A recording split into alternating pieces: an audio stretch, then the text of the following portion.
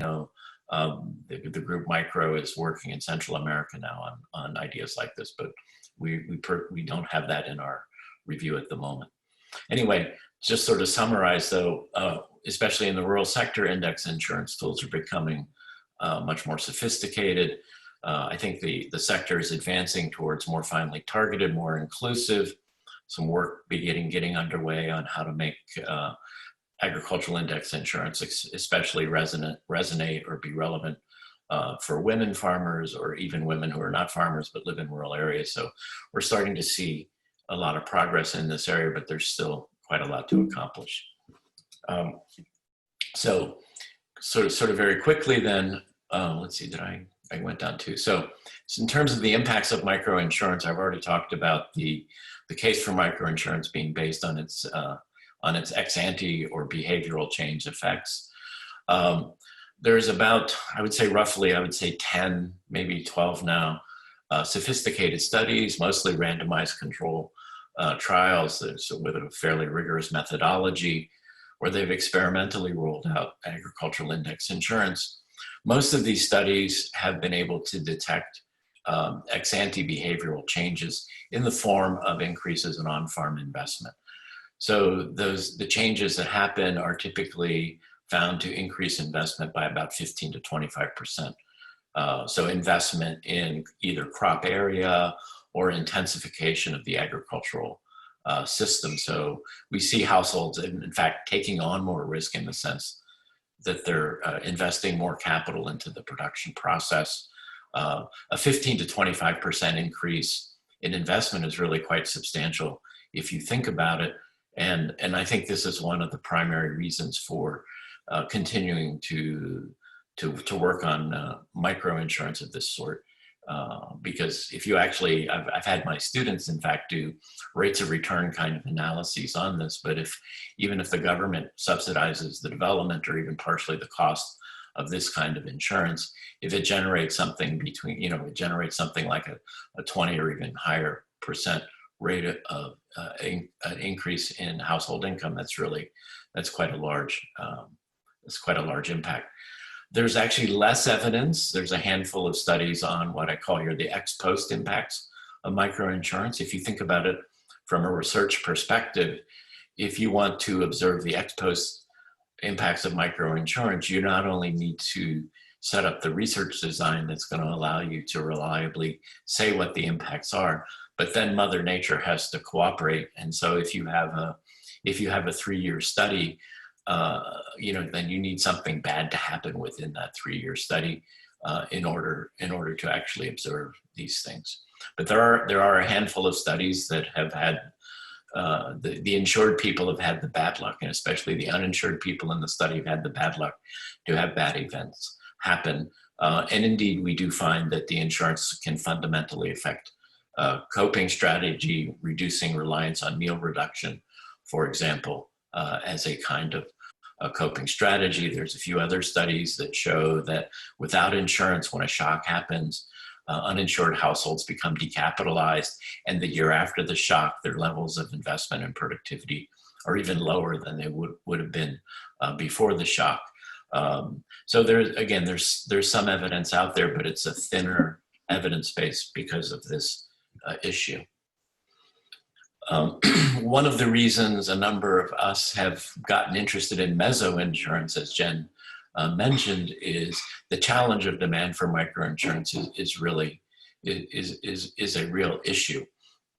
So while we have some evidence that if you can set up microinsurance and get it into the hands of people and protect people, it can have positive impacts. In many instances, insurance is at the micro level, it has really low demand. Insurance is a complicated technology, if you want to call it that. Disaster risk insurance and index insurance in particular is really challenging for people to learn about. And I think we need to keep this in mind. So like any technology, you might think, well, people, before they fully trust it and are willing to purchase it, they want to understand it. A lot of us learn best by learning and our own observation. As I say here, there's two problems that make microinsurance really hard for people to learn about experientially and learn about. The first is that insurance quality is a hidden trait. So you can hold a piece of paper, your insurance contract in your hand, but you don't really have any assurance about what the quality of that, what that is. And insurance is not the only input that has that problem. Obviously, improved seeds have exactly the same issue. The farmer can hold the seeds in her hand, but she can't tell what the genetic composition and potential yields of those seeds are simply by observing it. So the farmer that wants to learn will plant those seeds. Seed companies actually often give out free trial packets so people can take it home for themselves. It's much harder to do that with insurance than it is for maize seed, however, because the second problem about insurance is that insurance offers infrequent, or what I call here, stochastic benefits, meaning you can give someone a trial packet of insurance if you want, but they might have to wait 5 or 6 years before they or their neighbors actually have the opportunity to see how it works and whether they're actually happy about it. So these are intrinsic, I think, to insurance, and really important in a context in which insurance is a novel idea. So there's been quite a lot of work out there trying to understand the various factors that might influence insurance demand. So I mentioned here various kind of information learning treatments that have been explored, ranging from educational games to trying to use social networks, peer people. There's a bunch of work, sort of standard advertising ploys. So how do you present insurance to people so that they become comfortable? You know, do you have a movie star saying you should insure your crops? You know, sort of what do you do? A second, and I think really important area of work is work that's been done on the timing of premium payments.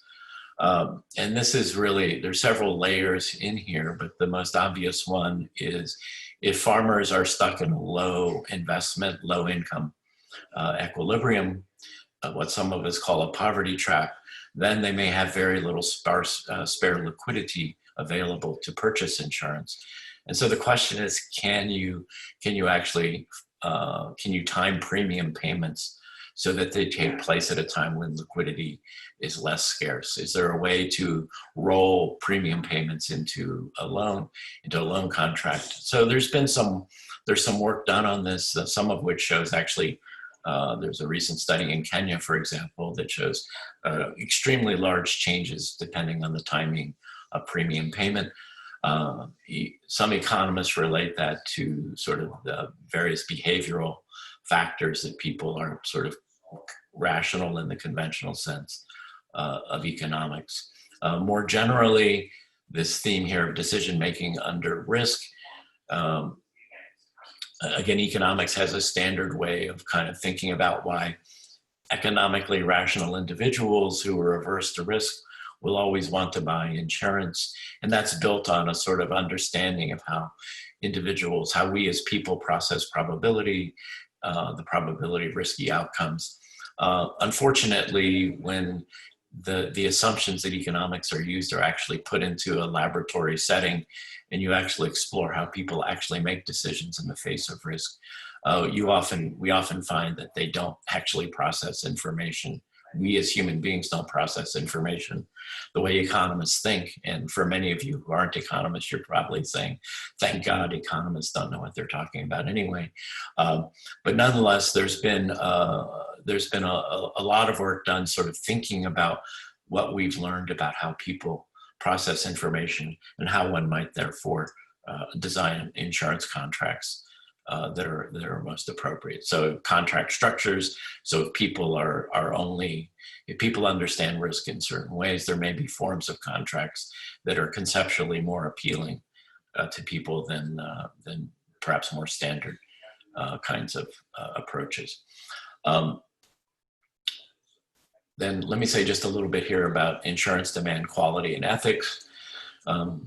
One thing we've certainly worked on, actually with Jen's help in the recent years, is worrying about the quality of index insurance. Those of you who've worked in this space have probably run into so-called basis risk events, as some people call them, meaning events where farmers experience a natural disaster, but it doesn't actually trigger the index. So the farmers who have purchased insurance under that index become unhappy. Until recently, there weren't really real metrics of when the statistical property of the index was good enough that it could be certified as a quality insurance. A handful of us have been working recently to use ideas to define metrics for when insurance is quality. So just written a couple of papers where we show, as I say here, distressingly, we show that some of especially the first generation indices that were used for agricultural index insurance, they don't actually meet a quality standard. That is statistically, they fail way too frequently to provide payouts when there actually is a natural disaster that strikes. The good news is that moving to second and third generation kinds of indices based on remote sensing advances is actually, I think we're getting close to having much more reliable indices. One issue to keep in mind, and it relates the quality to the demand and the demand interventions, is there's a concern here that if some insurance is of low quality, then bolstering demand is actually is an ethical problem. Should you try to trick someone into buying an insurance that actually might make them worse off? And a related point, and this has really been stressed by someone at Georgia State named Glenn Harrison and a number of his co-author, is sometimes when we talk about microinsurance, we use our insurance uptake as a metric of success, and sort of a thumb is an easy indicator for impact, saying, well, if people purchase the insurance, it must have had impact. It must have improved their well-being. Glenn has a number of things he's written that sort of warns us about doing that for a number of reasons. So we need to be a little bit careful in that sense. So again, I think in the end, insurance demand and uptake, really, we don't want to think about them in isolation from the quality of insurance. So that's an area where there's some evidence that, let me just say one more thing maybe to motivate that, since it's a bit of an obscure point. Glenn Harrison and some of his colleagues did some laboratory work where they did some of the things that are often done in the field in terms of trying to promote insurance uptake. And they found that they could actually nudge people into buying insurance, but they actually showed that given people's preferences, in most instances, the things that are most commonly done actually nudge them into buying stuff that actually makes them worse off. Anyway, so he has a paper called Do No Harm. Okay, so that's sort of where we are, where some of the evidence is. To summarize really quickly, that evidence roadmap, there's certainly evidence that microinsurance can work. There's equally large, if not larger, evidence that uptake is really hard. There are some things that can be done that interacts with these ethical issues because of the lack of reliability and measurement of reliability and quality. So we're sort of at a stage now where I think bringing these things together in terms of contract design, contract quality and demand need to be important. So what are some of the frontier issues? I've already talked about contract value. As people have started to measure this and think about it, there's some new ideas about how to do contracts, how to do backup, or what some of us call fail-safe audit, multiple triggers, various kinds of flexible products. So again, measuring something turns out to be really helpful, because then you can see which one actually is the better design. A lot of work on digital advances. NASA, the Severe Network, which is a NASA USAID sponsored thing, putting a lot of effort into various digital advances and how can we create more reliable, more affordable assessments. I think we make reference in the overview, evidence overview brief to a couple of recent papers that sort of present the current state of the literature. And it is very much a frontier, because there are new sensors, there's incredibly high resolution stuff that's out there right now. And when I say high resolution, I mean readings you can get crop things that allow you to predict crop yields that are reading at a pixel size of 3 meters by 3 meters and for the entire Earth. So that's like this incredible amount of big data. The question is, how can you take that sort of massive amount of super high resolution data at fairly high temporal frequency? How can you use that to make better insurance indices that have higher quality? Something people have been talking about for a long time, and I think there's evidence starting to come out, is interlinking credit and insurance. The idea there is insurance may make people more willing to invest, more willing to risk their collateral assets to borrow. And on the other side of the market, it may make the creditor more willing to make the loan. So there seems like there's a real strong case, a real strong complementarity between credit and insurance. There's some evidence that it can kind of work. There's some very interesting recent work out of Ghana suggesting that credit insurance interlinkage seems to dramatically improve women's access to credit. Coming from the supply side, also seem to be some gender differentiated responses on the demand side. So women and men perhaps reacting differently in terms of whether they're willing to borrow and invest. That's a very wide open area. There's a lot of area. Another new area of work, there's been a little bit of work done with bundling insurance, index insurance with stress tolerant rice. There's also some work been done with stress tolerant or drought tolerant maize varieties. The idea there is maybe you can make a more complete and less costly insurance package if you mix these instruments. It's quite a new area of work. Some of the early findings are quite promising about this. And then finally, all sorts of new ways, other sorts of ways of kind of solving the information problems, embedding informal insurance into various kinds of informal networks or informal savings groups. Again, trying to find ways to deal with this problem of information and trust. So there's a lot of work still to be done and ongoing.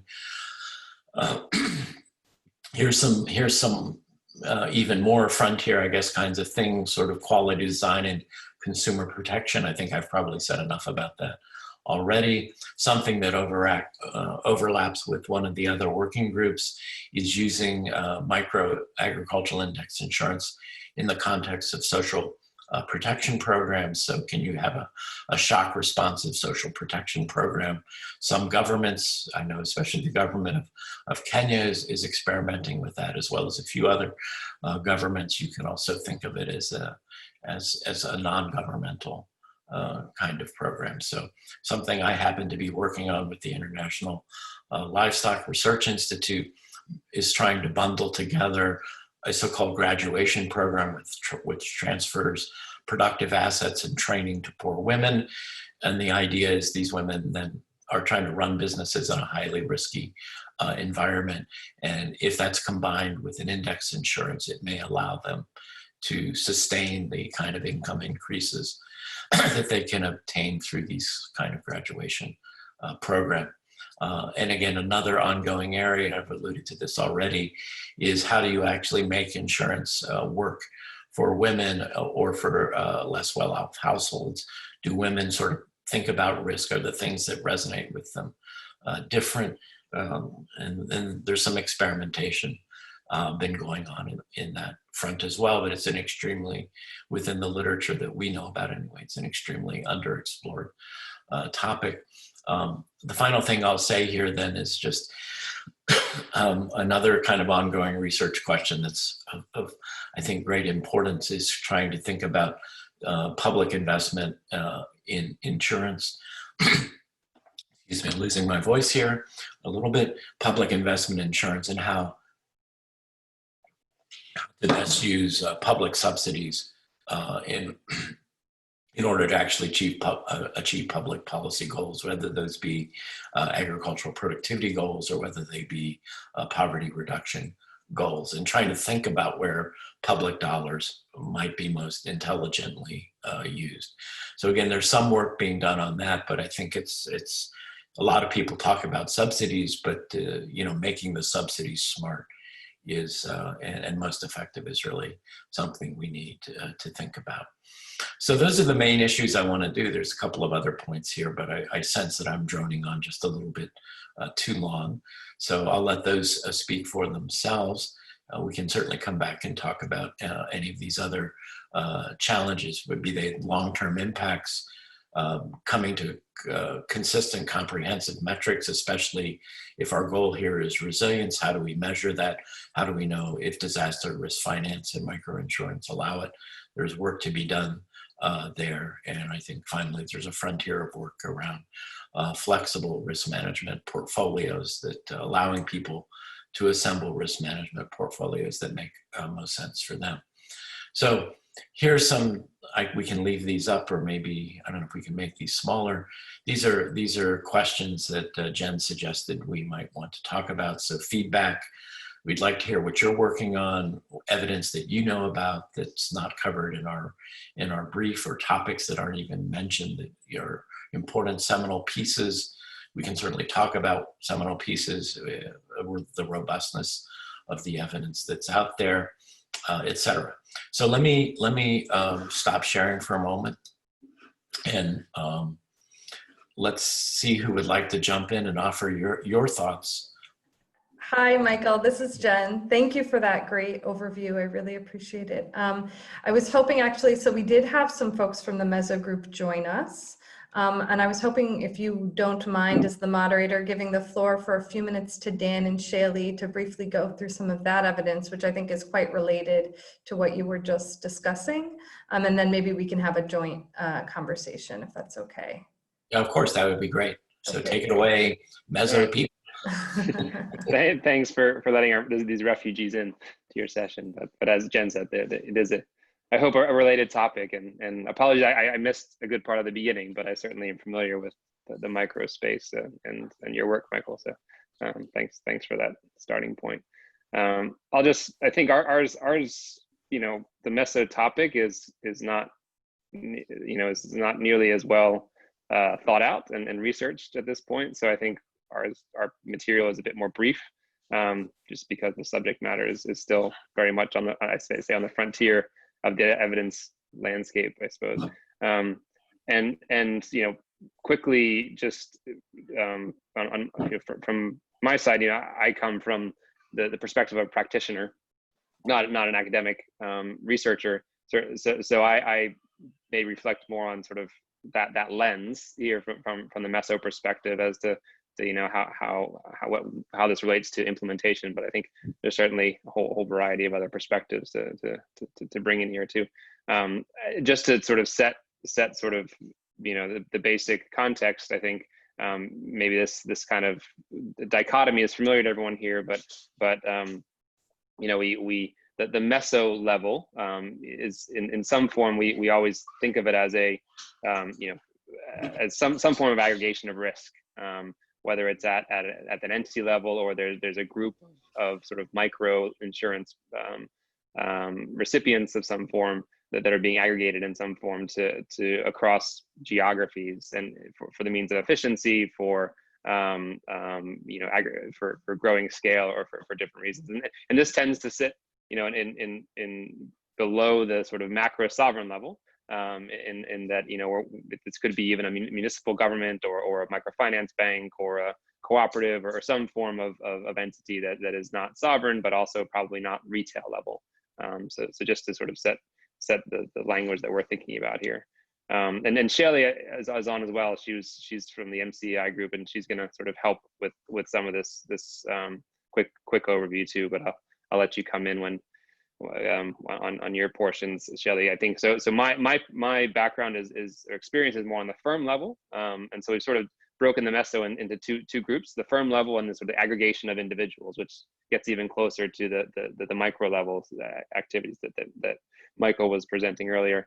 Firm level is talking around products that would include microfinance banks, agribusinesses, others, where the product is the risk transfer product or insurance product is provided directly to a business of some kind, or some group of businesses. Whereas aggregation of individuals is exactly that: products that aggregate at the individual level for the purpose of increasing demand or reducing transaction costs. So breaking out some of the sort of the existing sort of research base that we're aware of out there as a starting point for some of the broader conversations. I'm going to just give a quick address on the firm level side, then Shelley's going to help talk about the aggregation side of this Meso discussion.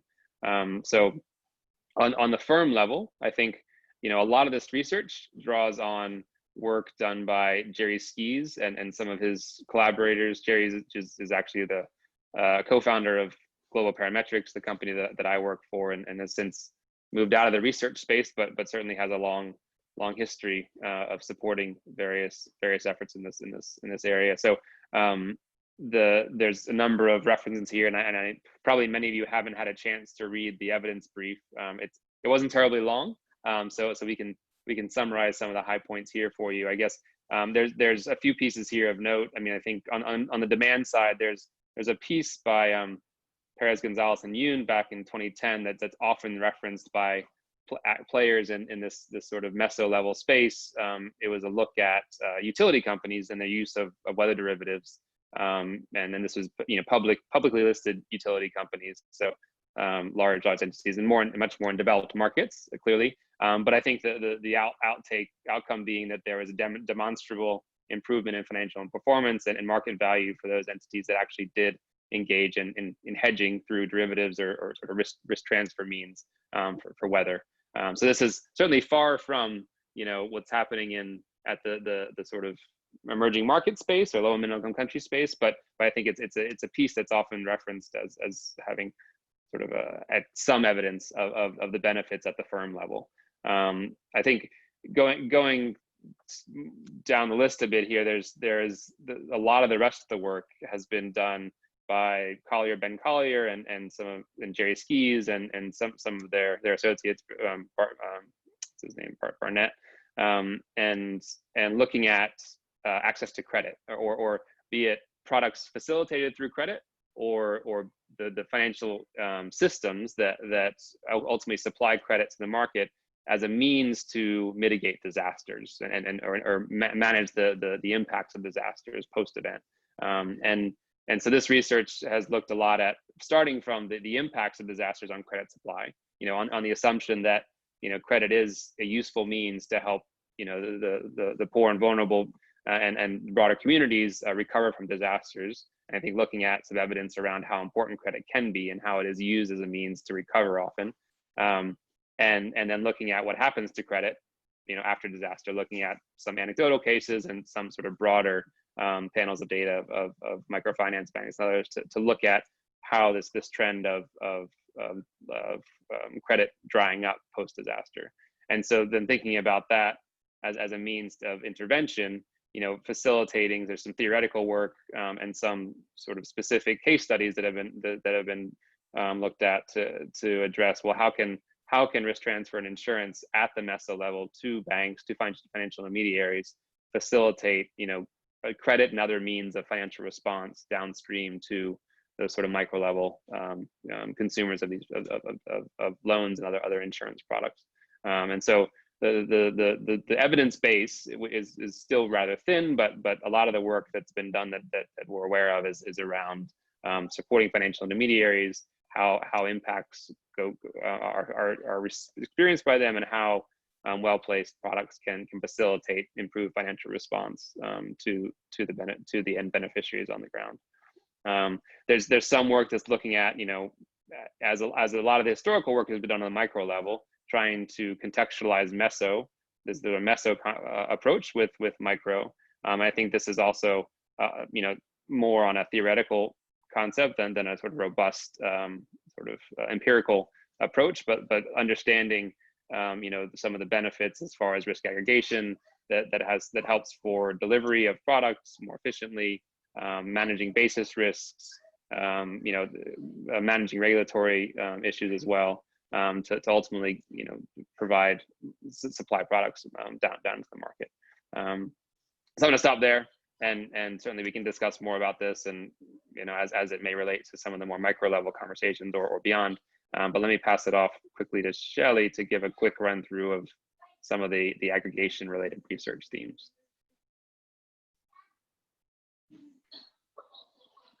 Can you hear, Shelley? Thanks, Dan. Hi, everyone.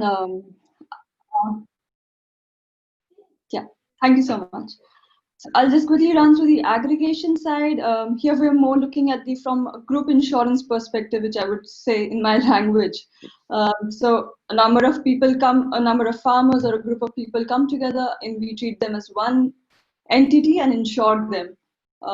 And they pass on the benefits to their end clients.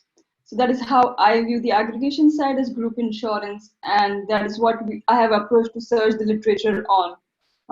And the findings can be discussed in 3 thematic areas here. One is the demand. How does the group insurance vis-a-vis the individual insurance increase the demand for such a product?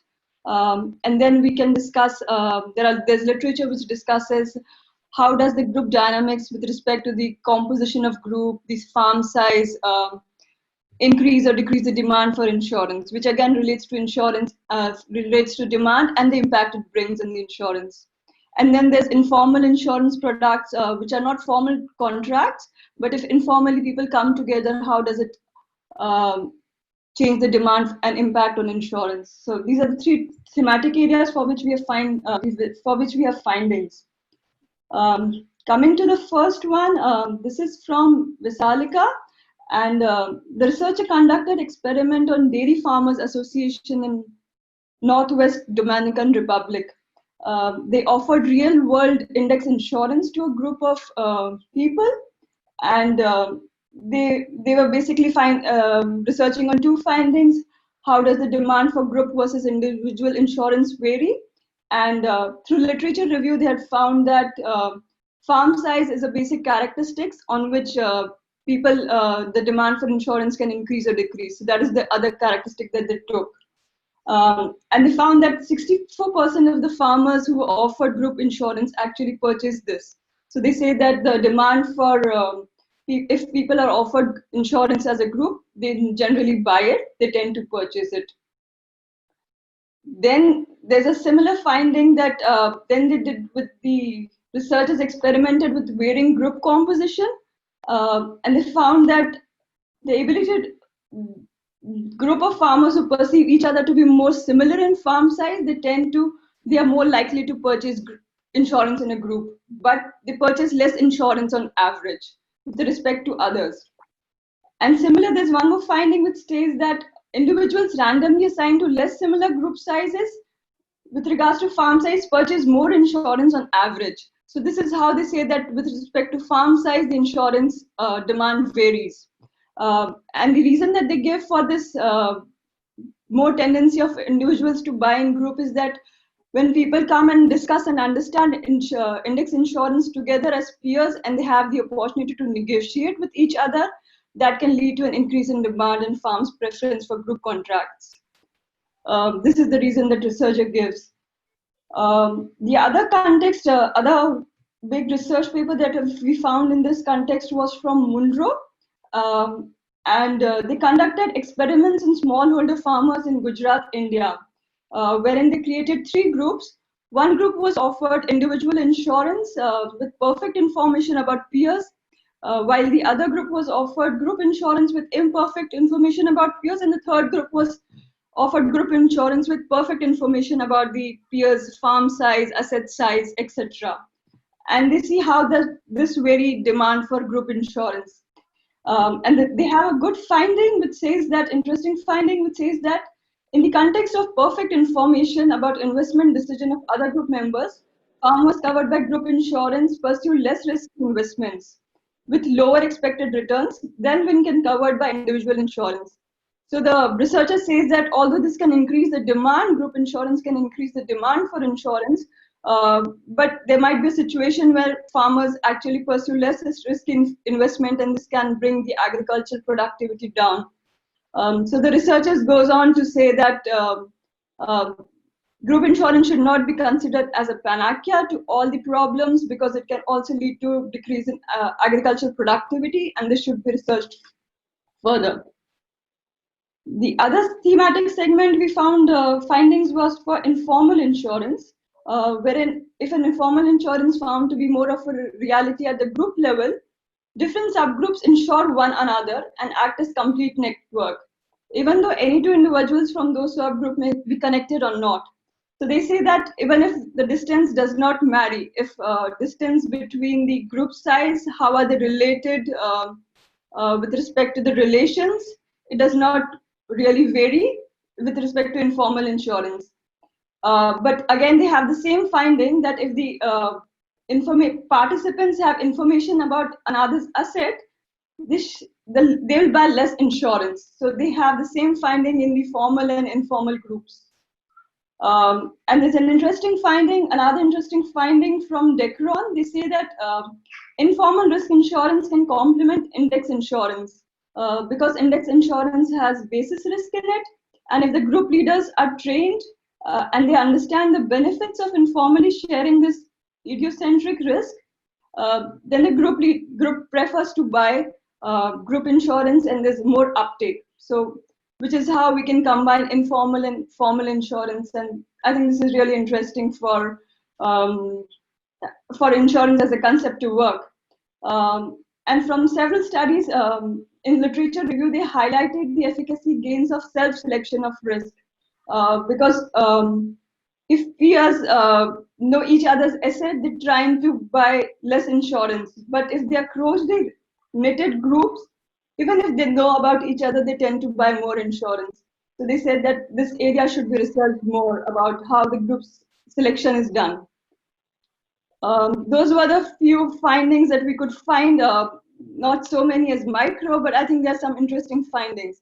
And maybe I give it back to Den to discuss the gaps now. Sure, thanks. So yeah, just one more slide here, and then we can open it up to the broader conversation that you guys have been looking for. Just to sort of close out this discussion, I think we have this last piece on the gaps, and I think certainly probably the gaps are broader than the existing research perhaps in this space, given how relatively new some of the research efforts are looking at the meso level.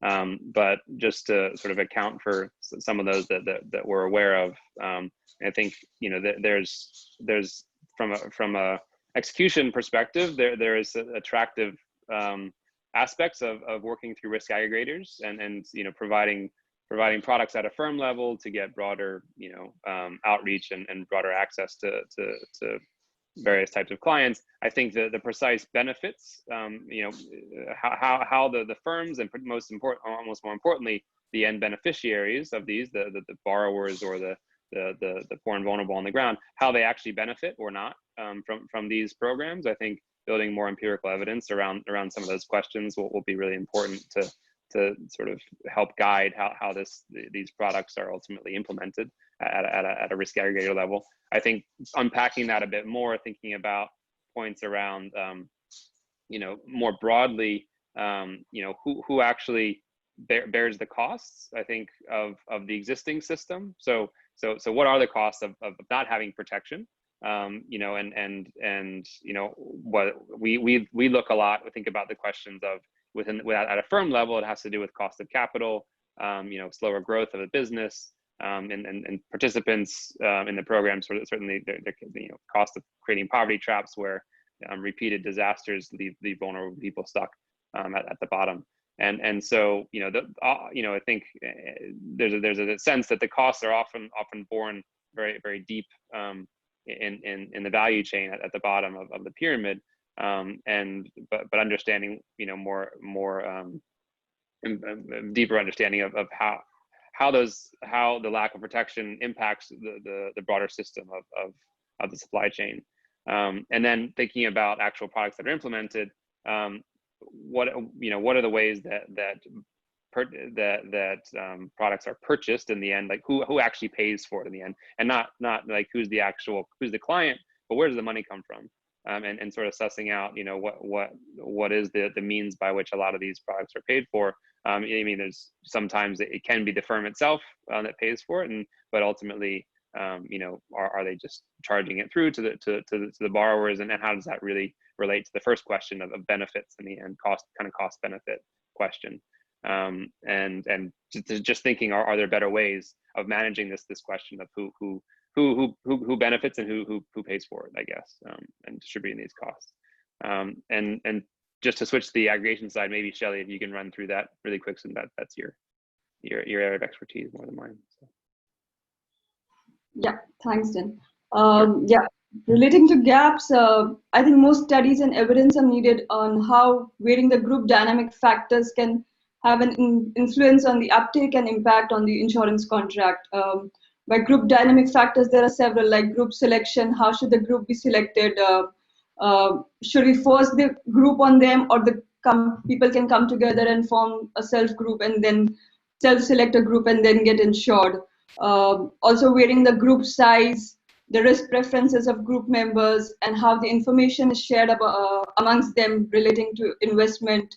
And of course, in group insurance, the payout distribution is left to the last moment when the claim actually occurs. That is when the payout is regulated. So I think all such dynamic factors can have an influence on uptake and impact, and that is what the researchers have said. The next one would be the risk layering concept can really be played with group insurance, wherein informally risk can be shared at the lower level. The low intensity frequent losses can be shared informally within the group, and the formal risk transfer can be done for infrequent losses. And I think this concept can be shared, tested through group insurance. So more research is needed on this area as well. And the next one is my favorite, how bundling life with non-life insurance can actually lead to an increase in demand for insurance. So be it micro or meso, I think this is something which really needs to be more researched on. How does it influence the uptake? Then I came across several case studies. This was from a document from GIZ. They mention about meso level schemes which are in place in the world, from Acre Africa, Kenya, Zambia, but I did not find any evidence for them. So if we have some research for these real life case studies, I think that would really give us some actual evidence from the ground. So these are the gaps that were found. And I think this is our last presentation, last slide. Yeah. Dan, if you want to close. Yeah, thanks, Shelley. And thanks to you guys for welcoming us into your group, and happy to sort of address these questions. And certainly I know that the topic is more around micro, but help to weave some of these into the conversation today, and appreciate you letting us join. Thanks. Thank you, Dan. Thank you, Shelley. And thank you, Michael, for your willingness to combine these groups. So perhaps, Michael, we can turn back to you. Okay. So thank you. That was good. I mean, there clearly was lots of overlap there. So that's great that we can join up here. And it's, as I said, I think it's really part of the framing I tried to give to try to bring these two things together is sort of mentioning that, getting the assurance of insurance down to the individual level is really important if we expect behavioral responses. But going all the way down to retailing at the individual level, we know is really, really difficult. So this notion of trying to find intermediate either groups or aggregators who can be an easier sales target, if you will, or more effective for a variety of reasons that were mentioned is really it's a closely linked problem to providing that micro level insurance. Maybe, Jen, again, perhaps you can help us here, but maybe we should just start seeing if anybody's got some general kinds of questions of clarification, or let's just try to get the conversation rolling if we can. So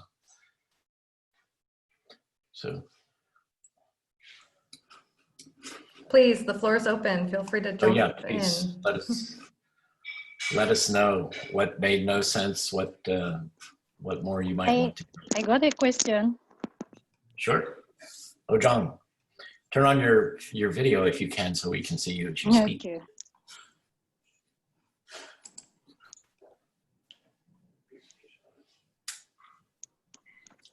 Okay. Mike, I did follow your presentation, and I think a lot resonated with my current research. So I I tried exploring different coping responses that indigenous communities in Cameroon are actually using to either withstand or overcome different shocks, particularly climate change. And one of the things I realized was that they did indicate access to credit. You know, when it comes to poor youth, access to credit was a major barrier. But one of the things I also noticed was that these communities rely a lot on informal credit societies, like saving groups, very, very informal saving groups, because accessibility is a major problem for formal credit societies or schemes to be, you know, found within these different regions. But one of the things I would like you to maybe help us out here is there a way that we can actually harness and build the skills and capacity of these very informal groups to, you know, in a kind of way, integrate their structure into like to accommodate insurance schemes, because tool is known about insurance schemes within this within the informal saving institutions. So is there a way that insurance policies or insurance schemes can actually be, you know, weaved or integrated into informal saving schemes that are very, very common, especially in African countries? They are very, very common compared to formal you know, like banking institutions that will deal with the insurance and other policies that we are talking about. My second question is, if we want to look at, you mentioned saving societies or saving institutions being used as one of the main, you know, it's like one of the main pillars that very poor farmers in particular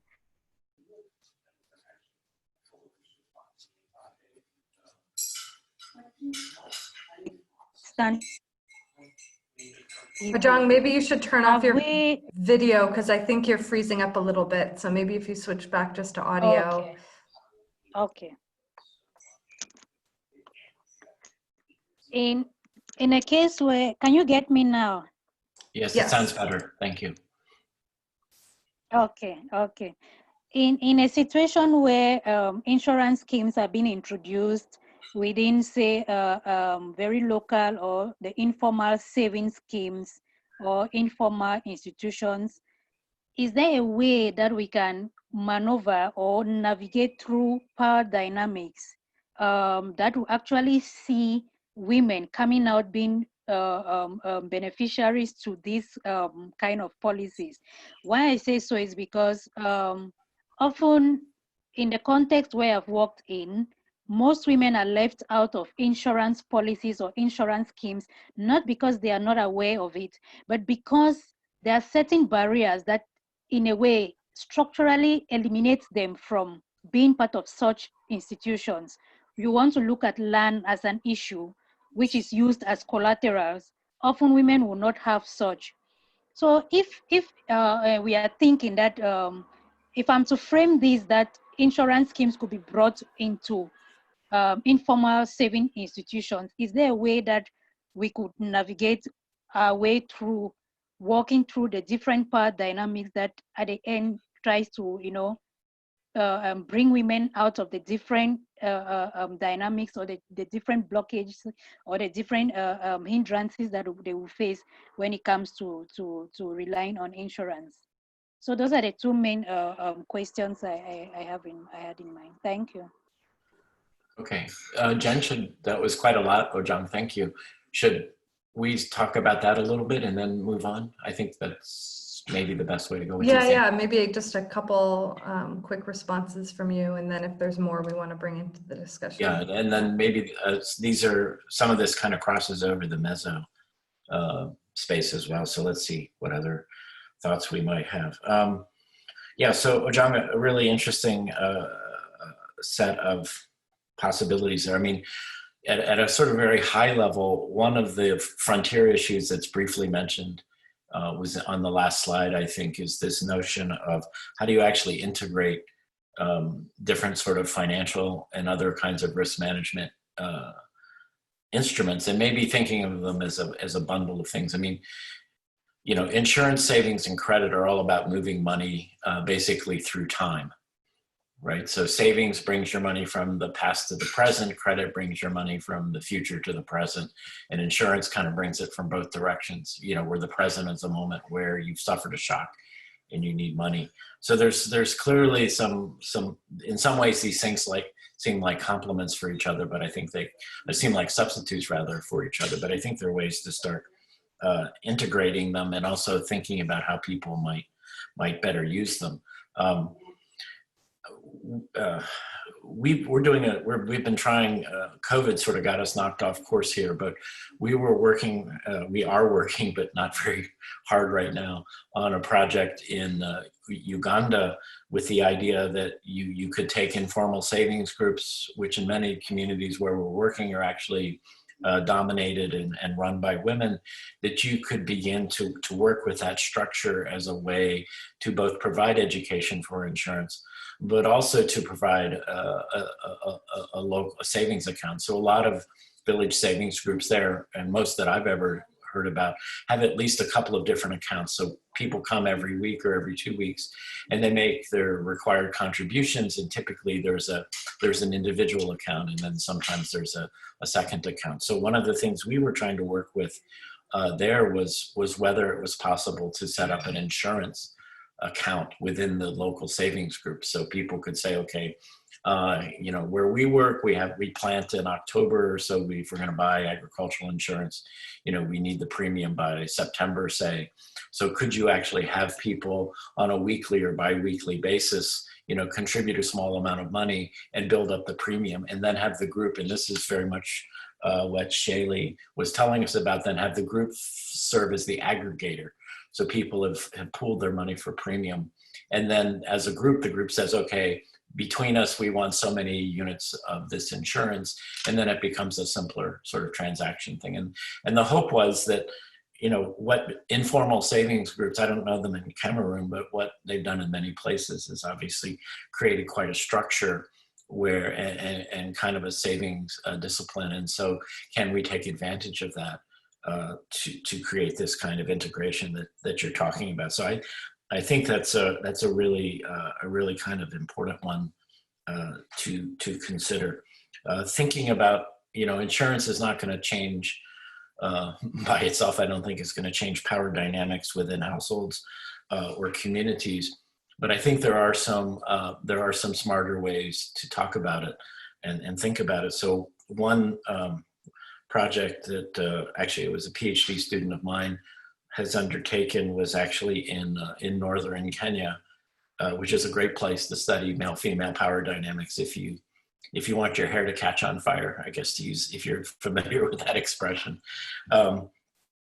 And so part of what he did was, if you actually talk to women, so let me back up a step. So the insurance that's been available in that region is index-based livestock insurance.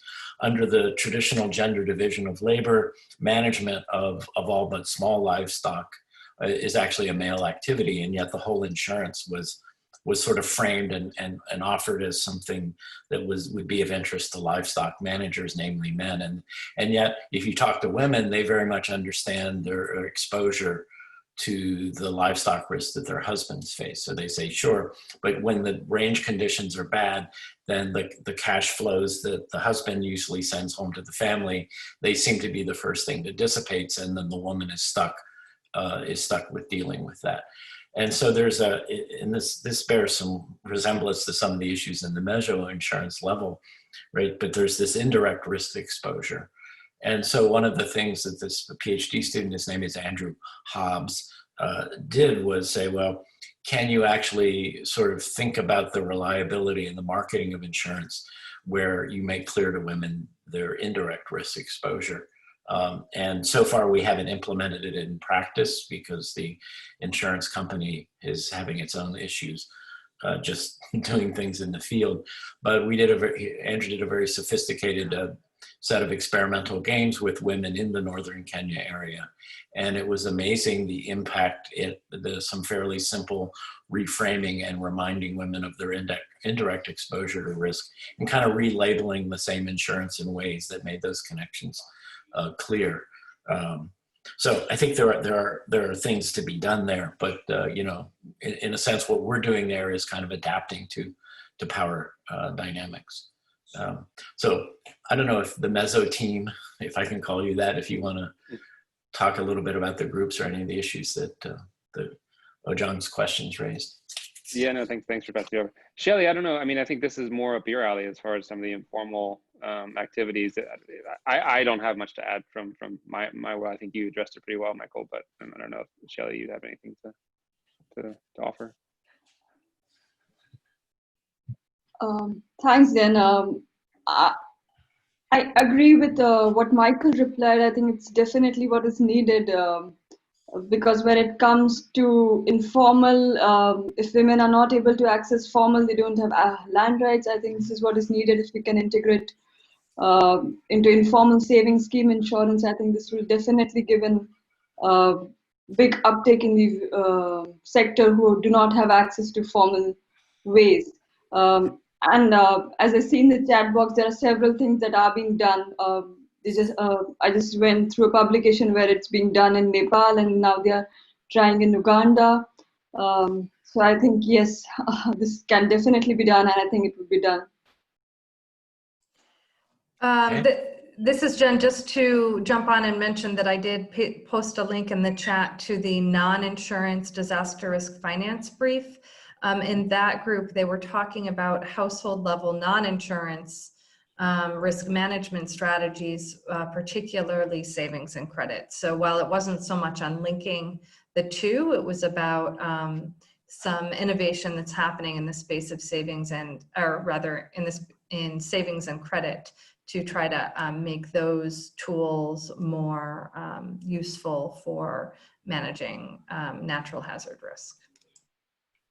Okay, good. So who else would like to jump in with some comments on the sort of presentation, state of the literature, what we're missing, what we need to be thinking about?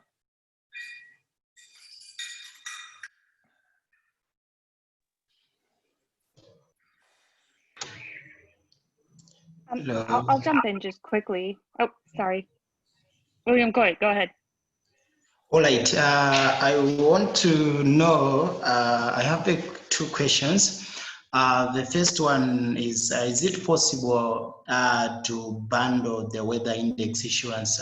For instance, there are those companies which provide, for instance, seeds to the farmers in the rural areas. So if you can bundle the, for instance, weather index insurance with that seed, which they bought from the company, I think that can simplify things. In the case where the farmer does not need to go in a long process in accessing the insurance. So, for example, the farmer can be able to buy the fertilizer, and the fertilizer should be bundled together with the insurance.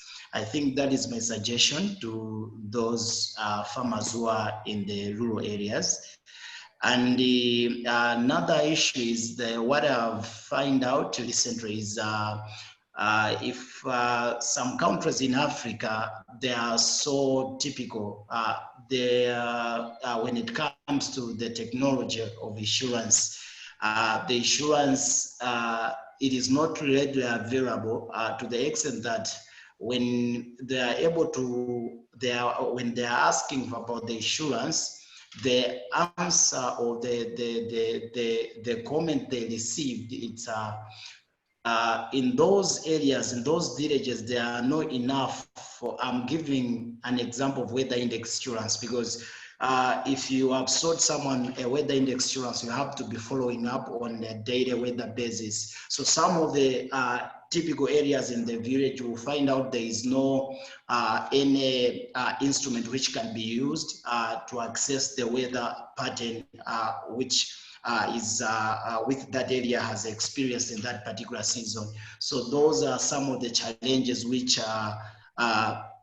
they face in rural areas. And another challenge is when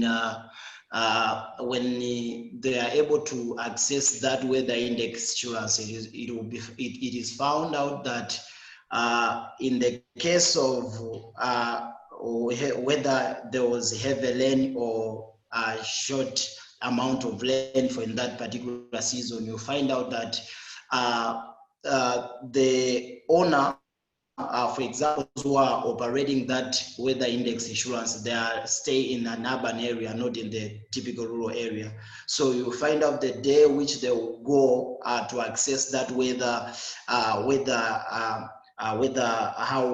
focus in that particular area. It is found out that the weather has changed. In case maybe there was a prolonged rainfall. So those are some of the challenges which people from typical rural areas they are facing. Thank you. Okay, I can say just, I mean, those are great comments, William Quaid. Let me just toss out a few things, and maybe it'll spur some thoughts and experiences others have had as well. One of the first set of comments was around bundling weather index insurance, or more generally agricultural index insurance, with seeds. And that's an idea that I'm first aware of being used about 10 plus years ago by a program called Kalima Salama that the Syngenta Foundation began. And it's worked relatively well in the sense that it's a great idea for bundling the insurance. It's typically, the premium is relatively low in the sense that they're typically replacing the seeds, but it is protecting a capital that the farmer is putting down real cash money, and so it's a very tangible kind of insurance. Again, I think one of the lessons that comes out of some of what I call behavioral economic experiments is people are much more interested in insuring things that are tangible, that they've held in their hands, than things they might have, right? So telling the person you're going to insure them against their future income somehow resonates less with us psychologically than insuring a capital that you've already had. And I think that's part of the reason for the success of these seed bundling kinds of things. I think there's I see a couple of things to think about there. So one is that the question is, can you build up off of the seed insurance to a more comprehensive form of insurance? So could you, if you go to an agro input dealer, can you buy not just the bronze package that just insures your seed investment, but what if the farmer actually wants to purchase some fertilizer? Is there a similar way to sort of bundle other kinds of expensive inputs and protect that capital investment? And another thing to sort of mention is if you go to the basis.ucdavis.edu website, we borrowed the seed bundling idea with drought tolerant seeds in a project we did with seed companies in Tanzania and Mozambique both. And the seed companies are actually incredibly interested in this. And this is what I think is another challenge, is how to, sort of where does this go? Seed companies are interested because they're well aware that their customer base will be more reliable if the seeds are insured. And we now have research that actually proves that following sort of bad weather events, farmers that aren't insured actually tend to disinvest the following year, whereas those who are insured actually continue high levels of investment. So there's a business interest on the part of the seed companies, and maybe more generally agro input companies. And I think that's something hasn't been fully explored. So I naively suggested that the seed companies should pay half the premium because they're going to get a lot of the benefit. But I think you can think about this on a lot of value chains. I had a conversation some years back with the M&M Mars company that was interested in insurance for cacao producers in Cote d'Ivoire. And I said, well, yeah, but who's, you know, if you can increase investment and productivity, yes, that's good for the farmer, but it's also really good for M&M Mars, right? Because you get greater throughput of these inputs. And so this gets us more into the meso level, or sort of a quasi-meso level issue. But I think that hasn't been fully explored. And then very quickly, let me just, in terms of the technology of insurance, and you touched on a lot of problems. We reference a paper that's coming out it's a kind of a combination of economics and remote sensing in a journal called Nature Reviews. The first author is Benami, B-E-N-A-M-I. And it's in the R review paper here. I think you'll be able to find it. And what that does is sort of goes over how do you, sort of the remote sensing advances, and how do you detect adverse weather events. And I would have to say, I think we're finding in our own work that we tend to do better not measuring rainfall, but actually measuring remotely sense things that indicate something about plant biomass growth. So if you kind of think about it simply, weather, rainfall is an input, right? But the output is actually the plant. And if it's, I think you can actually more accurately and at higher resolution measure plant growth, believe it or not, than you can rainfall. And so I think that's kind of where the remote sensing is going, is fairly high resolution measurement of plant growth using a variety of new measures and sensors that are out there. And then being able to do it remotely, you don't need any terrestrial sorts of weather stations, which, as you mentioned, are quite scarce. So, yeah. Anybody want to offer any more thoughts in and around what William Coy introduced? Yeah, go ahead. Hi, just a quick one on the bundling, and I have two colleagues on the call, Dekul and Dinesh, who could maybe pitch in as well. So here in Sri Lanka, we did bundle the agriculture insurance as part of a fertilizer subsidy for a long time. And I actually dropped a link on a policy brief that we did as part of Slide and Trust on the chat as well. So it was good in a sense, I mean, at least with some of the research that we did in the dry zone in Sri Lanka, where most of the agriculture takes place. So the good side to it is that the farmer is benefited and they receive payouts as a result of it. But because it was part of the bundle and not enough awareness was created, when they do receive a payout, they do not see it as part of an insurance payout. It would be as compensation that they receive from the government for the loss of harvest. So because of the inadequate sort of awareness levels among the farmer communities, that became problematic, and you'd often see times where payouts will be received by some group of farmers in the same area, whereas farmers and also of the similar area will not receive payouts as well. So there were certain inaccuracies in the bundling, and I think them not seeing it as part of, because it was already bundled to the existing fertilizer subsidy, they did not see it as part of a separate insurance product. So just wanted to add in with that as well. Okay, so you said you provided us the link to that. Is that what did I? Yeah. Okay. I'll just drop it again. Yeah. Yeah. So if I'm understanding you correctly, so this was a type of bundling with other subsidized agricultural inputs, and then you're saying, I didn't quite. I want to make sure I understand.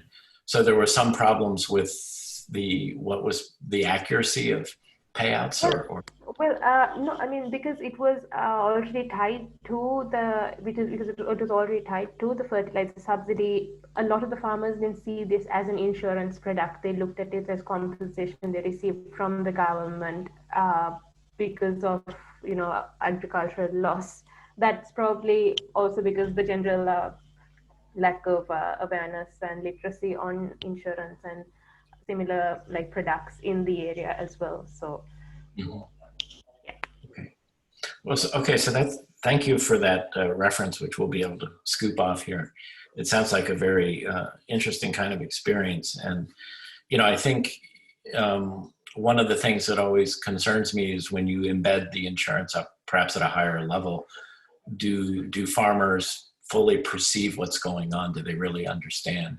So I don't know the farmers you're referring to, but if those are farmers who maybe are sort of hedging their bets and kind of, putting down less than the optimal amount of inputs, will the insurance actually encourage them to do that, or they just sort of see it as an occasional windfall? So that's a really important issue, I think, in this area. And the problem is, I know a man named Hassan Bashir who works in Kenya on this kind of insurance, and he believes that farmers always have to be paying part of the premium, because if they don't, then they have no incentive to understand what's really going on.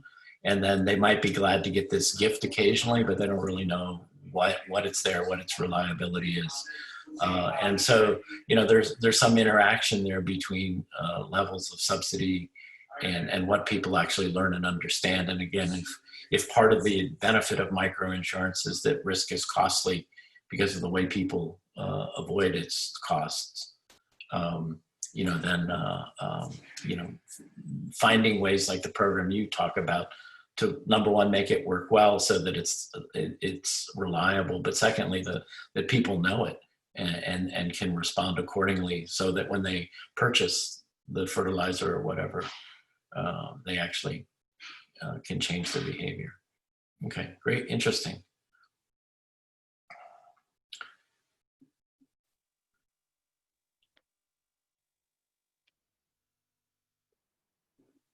Tara, were you about to say something a moment ago? No, I'm good, thanks. You're good, okay. Yeah, we've moved on. It's cool. Okay, if you're happy.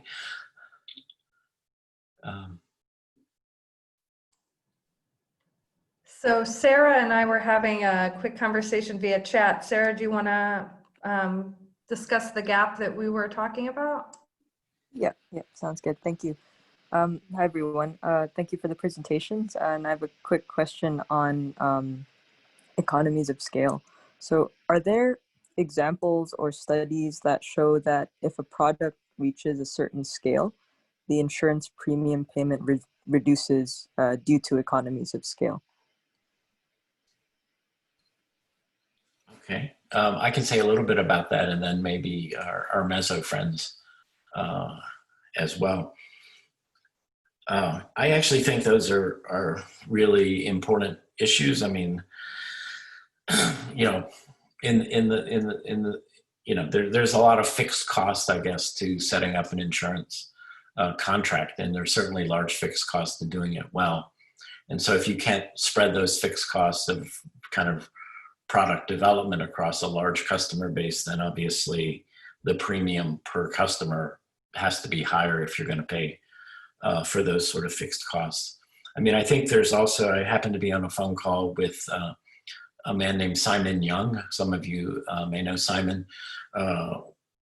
And he, as those of you know and will know, he was running the ARC, the Africa Risk Capacity Sovereign Risk Pool, for a while.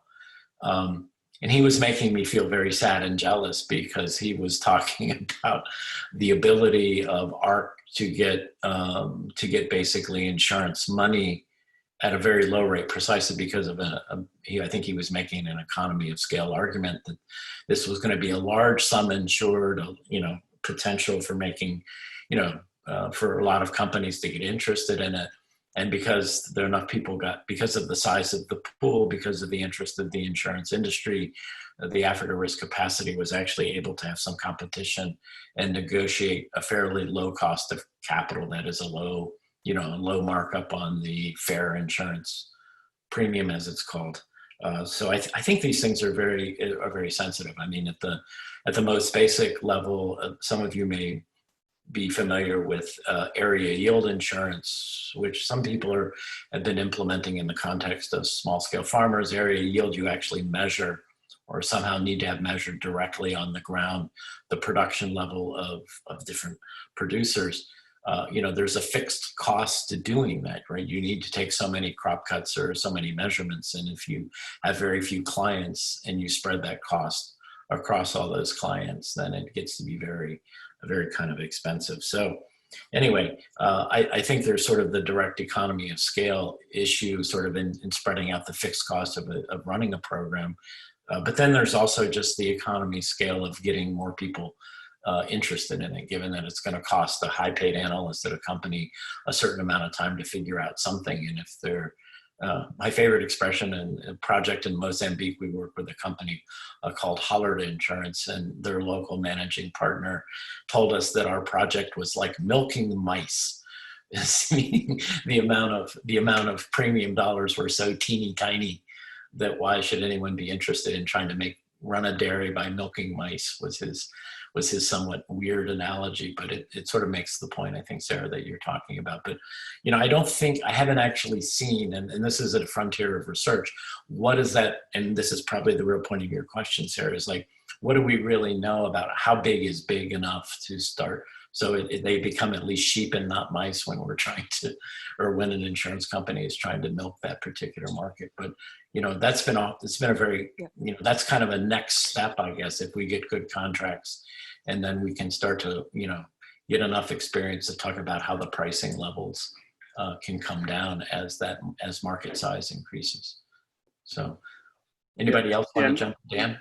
Yeah. Sure. Yeah. Let me just add from sort of I think I agree that as far as I'm aware, there's not sort of robust or as many examples of research that can really address this empirically. But some of the work that's been done more theoretically around this, you know, certainly looks at the benefits to aggregation in various ways. I mean, I think what I've seen is not quite an apples to apples kind of aggregation argument. It's you know, building aggregation, building channels to deliver products through an intermediary that ultimately offers a slightly different product at certainly a different price, but it's not the equivalent of a retail level microinsurance product in the end. So I think there's that side of it where you actually change the product by working through a different delivery channel that can offer orders of magnitude as far in cost differences, but also the product is maybe less of a direct kind of offering to the end beneficiary. So it looks very different and may have similar benefits, but I think that's one of the other big questions that sort of we teased out on the gaps is, what are those benefits of these sort of indirect, and how can you really, what's the empirical evidence for how those benefits flow through to the indirect beneficiaries? I think one other piece on what Michael was saying around the fixed cost side. So if you go to the side of, well, let's keep the same products and not sort of offer something different, but just sort of aggregate up.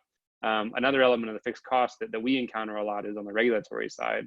I think if you're able to find mechanisms through aggregation that allow you to manage the product in a more efficient regulatory environment, for example, offering it to a US or European entity versus a local entity, but still essentially offering the same product downstream, there can be significant costs that are not incurred that relate to you know, various requirements for different intermediation and different players that ultimately are there to manage sort of different requirements for regulatory, and that ultimately, I mean, this gets into one of the other briefs around sort of policy environment, where we see regulatory environment as a main hurdle to more efficient delivery of product at a cost efficient basis. And so I think aggregation can facilitate eliminating or minimizing some of that fixed cost as well, and so ultimately getting a cheaper product downstream. Just to quickly jump onto this. Oh, Sarah, why don't you go ahead first, and then I can. Oh, no, I was just going to say thank you. But please, Jen, go ahead. Yeah, so I was just going to say one other thing. So first, I totally second what Michael was talking about with regards to milking mice.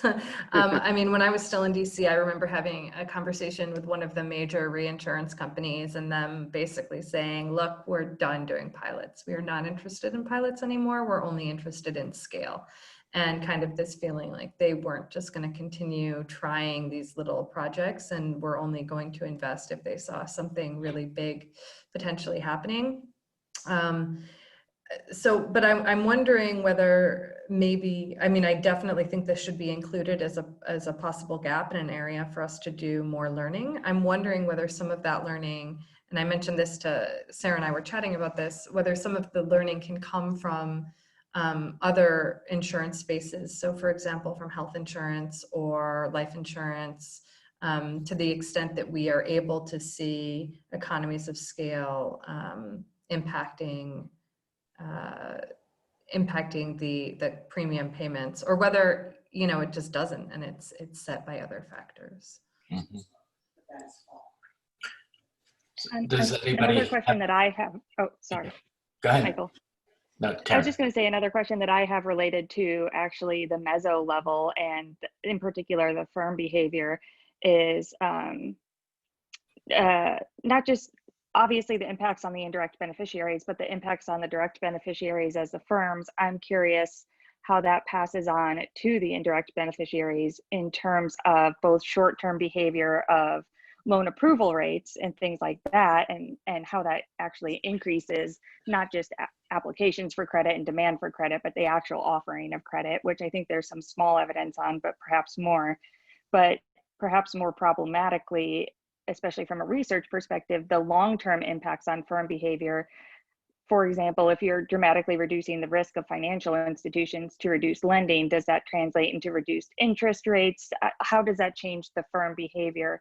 I'm just using financial institutions as an example, but I'm not sure there's a huge evidence base on how that really translates into the behavioral components. Or does it cause financial crises by encouraging dangerous lending? Right, right, exactly. Like the dynamics in that behavior, I think, both for the indirect beneficiaries, but also the direct beneficiary of the institution that's receiving the meso insurance, I think there's a lot more to be explored in that area.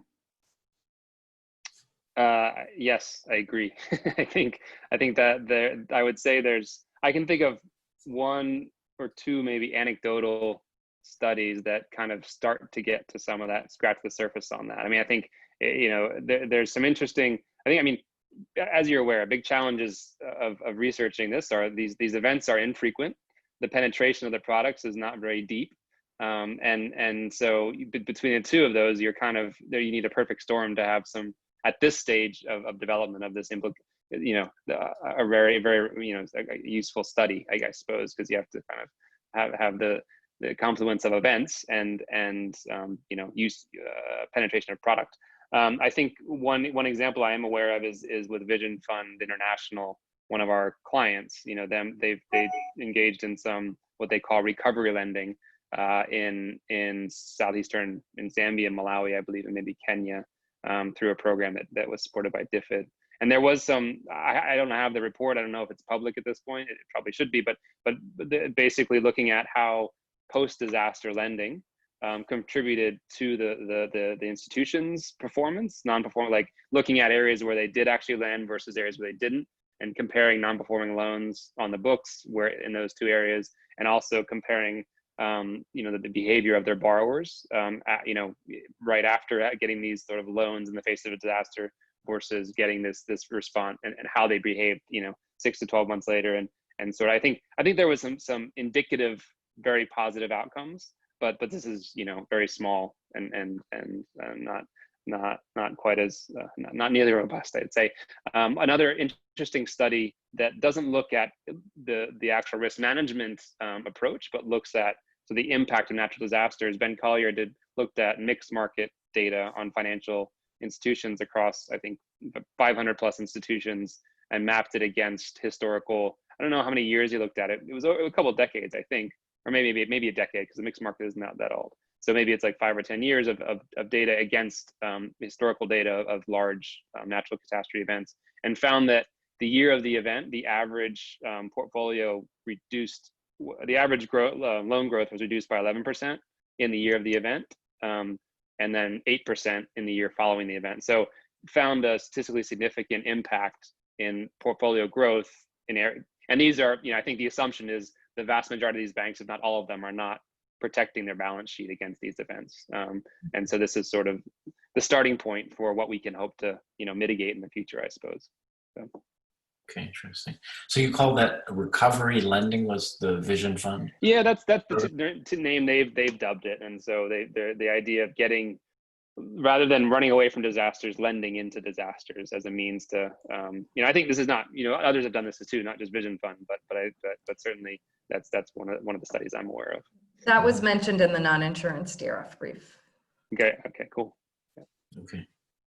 Yeah, and Jen, something that presentation I guess we did with this group a couple of months ago. We had someone named Greg Lane who had done a work in Bangladesh with Brock, where they had it's sort of an ex-ante version of that same thing. So certain classes of borrowers are pre-qualified for disaster lending.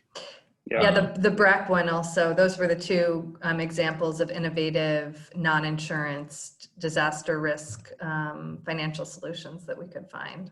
Those two, exactly. Okay, well, it's a study of two, and I guess part of what we've been sort of thinking about and worrying about is how do you create a bridge, right? So Brock only wants to pre-qualify people that have a long and solid credit history with them, and none of us are born, or most of us, maybe Donald Trump's children are born with that, or maybe not, but most of us aren't born with with that sort of credit worthiness, and so how do you get people from here to there, and how do you sort of allow people over time to shift from more to less expensive forms of risk management, maybe beginning with the things they know, like savings, maybe then moving to insurance, and then maybe graduating, if you will, from insurance to qualified recovery lending or pre-qualified, disaster lending. So there's some way to perhaps link these products together under a single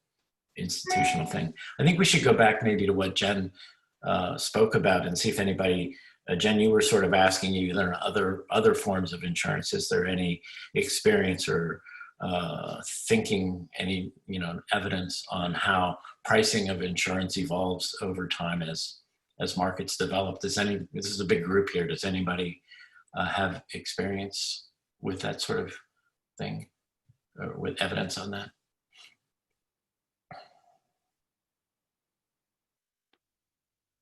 Michael. Yes.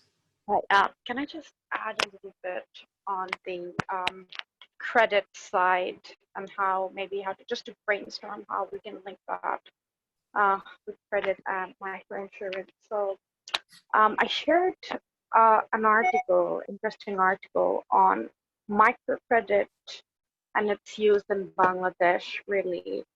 And it's actually I read this article in the Gender 101 course, and it talks about there's a gender aspect to it, but also I think it's a good, point to start thinking about how microcredit can help microinsurance as well. Mainly because some of the things you mentioned with the Kenyan project in Kenya, with how women were kind of brought in to the in the micro insurance area. So I think that's microcredit. Like, I'm just trying to think how microcredit and the use of it in Bangladesh in BRAC-led projects could relate to the microinsurance evidence mapping that we're doing here. And then I wanted to add a little bit on reflect on some of the comments that we had in the beginning from the first participant, was that how do we harness or build the skills of local groups, or how do we remove the barrier to access to credit? And one of the things that I was thinking was, while reading the evidence brief, actually, thank you for putting that together. I really enjoyed reading it, but I was also thinking that it's really a top, like the way I perceived it was really a top-down approach rather than a bottom-up, and maybe we need to kind of link that together. How do we involve more, how do we connect with local organizations, and how do we connect with on-ground realities? And so I was thinking if we are doing something to involve more local expertise or local groups. And I just wanted to mention about this, like I recently learned about this organization called iFarmers. I'm not sure if it's really, if it's worldwide or if it's just based in Bangladesh, but one of the co-founders is Bangladesh, and what they do is they it's an app really, and they connect urban investors to rural farmers, and just not farmers, but cattle rearers and fish farmers. And I'm not sure if they have an insurance product line as well, but would it be possible to to map this local experts and then work with them to find to even help in scalability? And then the other thing I also wanted to really touch upon was that you mentioned even in the evidence brief about technology, and mobile banking is really popular in Bangladesh right now. So bKash, it's a mobile banking solution app. It's actually a concern of BRAC, and it's rolled out everywhere in Bangladesh. I mean, when I was in UK, I used Monzo, and that wasn't even as popular as how popular bKash is in Bangladesh. So really, I just wanted to ask or throw this out to the people here, is that are we looking at local expertise, local startups, local solutions, and then really having a bottom-up approach? And I think I'm discussing this really because I have a background in development studies, so maybe I'm looking at it a bit different way. So yeah, so I just wanted to add this before we move to another topic. Thank you. Okay. So Farzana, there was a lot in what you just said. I think the notion of mobile banking systems is really pretty exciting. I know some insurance programs have actually tapped into mobile money systems and that equivalent kinds of technology. So for both actually, so that the actual all the payments are managed through mobile money kinds of systems, so people can actually purchase the insurance using mobile money, and almost as importantly, payouts are made through a mobile money account. So there's certainly a lot of direct kind of integration there that's possible, because a lot of the expense of delivering at least micro level insurance is actually contact with a customer who's perhaps in a remote location. So I've sort of seen that. I mean, in terms of top down and local communities, I mean, that kind of contact is certainly necessary. So even in the sort of immediate sense of understanding what the risks are and understanding how well a contract works.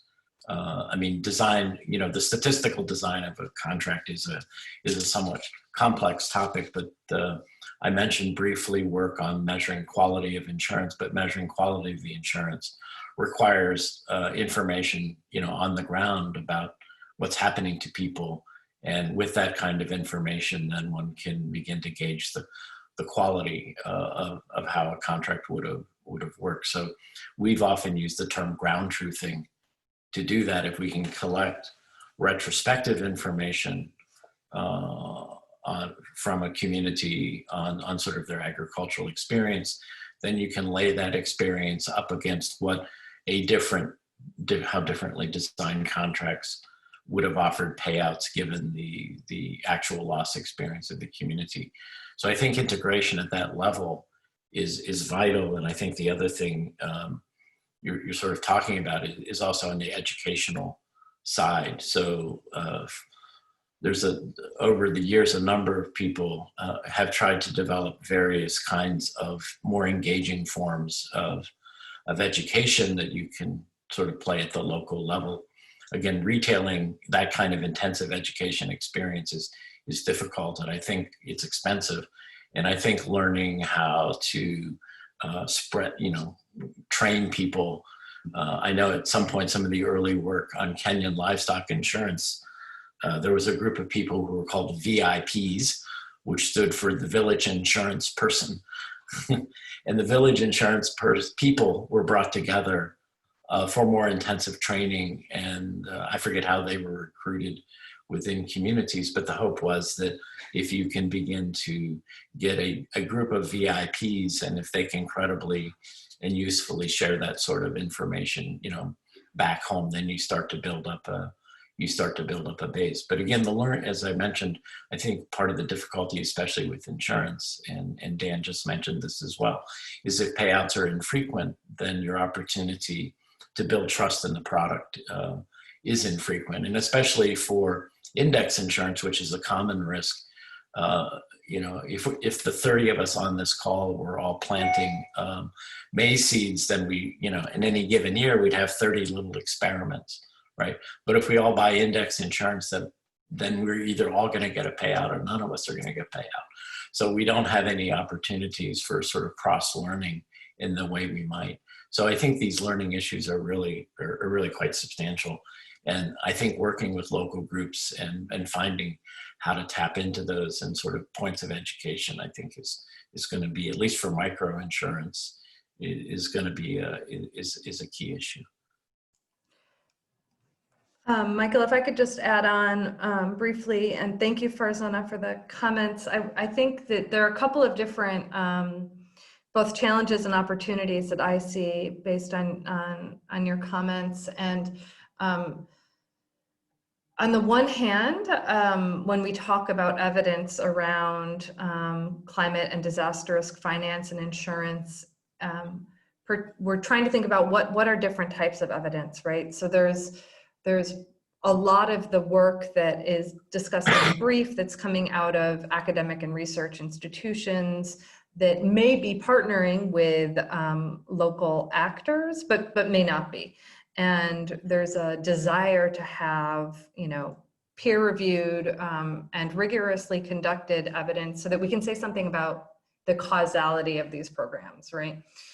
And I think that's important. It's important to have that work. I would argue it's important for people working in that space to be partnering with local actors in order to make sure that the products are relevant, demanded, meet the needs of communities who will be potential clients, et cetera. But then there's also this other area of learning best practice that I think we probably haven't been doing as good a job of getting that information up from the grassroots. And I think that's going to be a challenge for us in the process of the evidence roadmap about how to reflect those two realities while emphasizing the importance of causal and rigorous research, but also that there are experiences and knowledge that maybe haven't been captured through that research.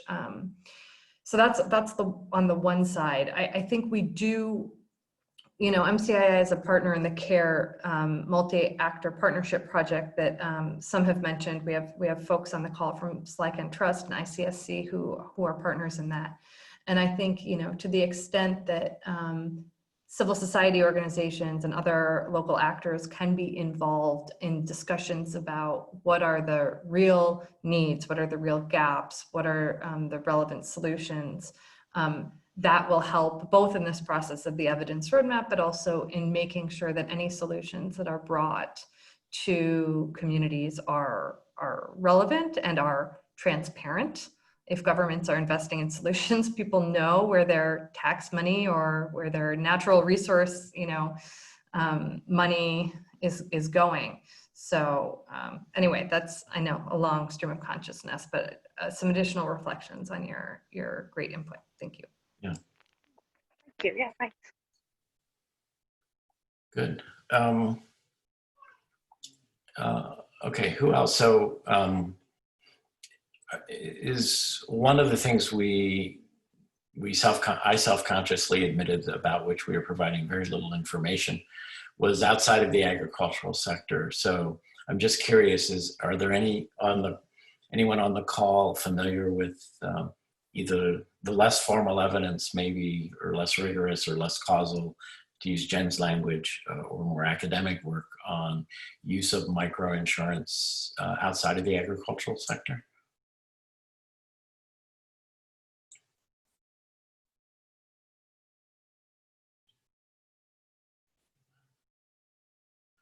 Tara, I think you had read a little bit about what it's Micro, right? That's trying to do some stuff in Central America. What exactly are they up to?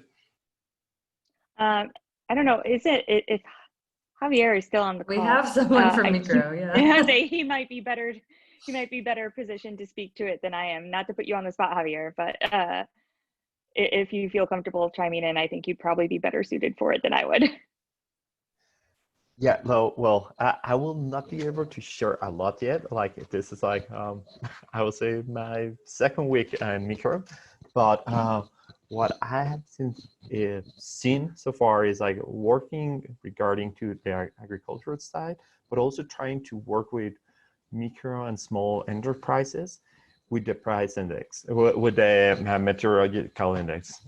So also linking like economical activities for the payment and not just the agricultural side. I don't know how the products are yet or how they have developed, but I think it's also a way to approach to different needs in the region, given that not it's everything around agricultural production, and you got like a small business running around, and mainly in rural areas from Mexico, El Salvador, Guatemala. So that's the approach that we're taking in, but can't share a lot more yet. Yeah, my understanding was it's kind of being done in recognition to the fact that you can't really talk about agricultural disasters and those impacts without kind of looking at the ripple effects outward to the different micro enterprises and firms that are equally dependent on those agricultural activities, but aren't directly insured against those disaster risks, and trying to kind of expand that to be more inclusive of the businesses that rely on agriculture, not just agriculturalists. That was my rough understanding based on my experiences with Micro in the past. But I think that's kind of an area of exploration of how do we recognize that so many firms are dramatically, overwhelmingly dependent on this kind of agricultural activity, but aren't themselves agriculturalists. Mm-hmm. And I think, some of the stuff that we see more on the meso level, but I think there is micro level approaches that are emerging in different parts of the world is related to natural catastrophe, like nat cat risk, earthquake and cyclones and floods that damage infrastructure, right? And so, I think these are less available at a micro level. There are some examples even I think in Jumpstart is an earthquake sort of micro product in California, for example, that's been offered. I think we did something in Philippines that was it was through Oxfam, so still aggregated, but it was ultimately like a humanitarian response mechanism triggered by sort of a forecast-based cyclone product. So trying to get money into communities so that they can mitigate damage from an oncoming cyclone event. So I think we've seen it. I can't think of many like pure micro examples of it, but certainly at the meso level, we do a lot in the nat cat space to support against non folks that are not just running businesses that can be impacted by other events that are not sort of ag related too. So. Okay, interesting. And what about Jumpstart? Since the smoke outside my window in California, a lot about natural disasters. Yeah. I imagine Jumpstart isn't participating in this call, but I know a little bit about it. That it's I think you can even go on the website and get a quote yourself if you just pick the right zip code. You can just and it's basically you're insuring yourself for you pay it's like 1% rate online or even less at that for some level. It's basically like business interruption insurance sort of it's not asset insurance. It's it's an index-based product based on your location that you can get cash quick cash after an earthquake to manage your Okay. cash needs. Yeah. Interesting. And I think that's kind of the idea behind micro too, is business disruption. I think I'm not sure about micro. So again, Javier, if I'm wrong, but I think there's also, it's less asset based, but they're moving into that kind of business disruption space as well. Yeah, right now it's like working into the business disruption. I have seen like one product we're working in, and the idea is like having like a fixed amount that you're going to give to the insured when some index triggers the payment. So not related to activity, more for the business that are running and how they earn in a daily basis. Okay, good. Any other thoughts on non-agricultural? Anybody else have anything to offer in that direction? Well, I can just give an example for business interruption. Like it has already come up. We have a similar, I think MCII along with is working on a Caribbean project, and they had launched business interruption index insurance for anyone who is vulnerable to climate change, and it would pay based on index which was influenced by heavy rain or heavy rainfall. But it was basically for anyone who's vulnerable and not specifically for agriculture. And CRIF, on a similar line, has launched a fisheries product, especially for the fisheries sector. It is index insurance, and they are approaching it from macro to micro. So they provide it to governments, and the governments can later give the benefits to whomever they feel are vulnerable to disasters, and they are passed on to individuals in the fisheries sector. Mm-hmm. Yeah, that's interesting. I mean, that ties in maybe to a couple of points that I personally think need a little more investigation. So let me just, if I could say just a little bit more about that. So, so I think one of the problems of macro insurance is it's typically not scalable for the individual. So my favorite example of this, I was sitting in Lima, Peru a few years back, and I was with happened to be sitting next to the minister, then short-lived, like many ministers in Peru, but the Minister of Agriculture. And Peru has a sort of a catastrophic insurance. It's a government-provided thing that in areas that are deemed to have suffered catastrophes, it's loosely indexed, I guess. Every farmer gets like a $90 payment or something. And the minister was saying, well, this is really stupid. And he's thinking of it like a Minister of Agriculture, right? He wants productivity and things like that. He's saying this is really stupid because if I invested in my crops and you didn't invest in yours, I had much greater sort of capital losses from this disaster than you did, but we each get the same $90 payment. So somehow the opportunity to having the insurance be scalable to cover individual risk exposure, and especially what I called before the ex-ante effects. He was basically saying this kind of meso or even sovereign level insurance payments sort of misses out on that opportunity. And I think that's a great point. On the other hand, the premium load in Peru is pretty good. There's insurance companies that are making lots of money on it.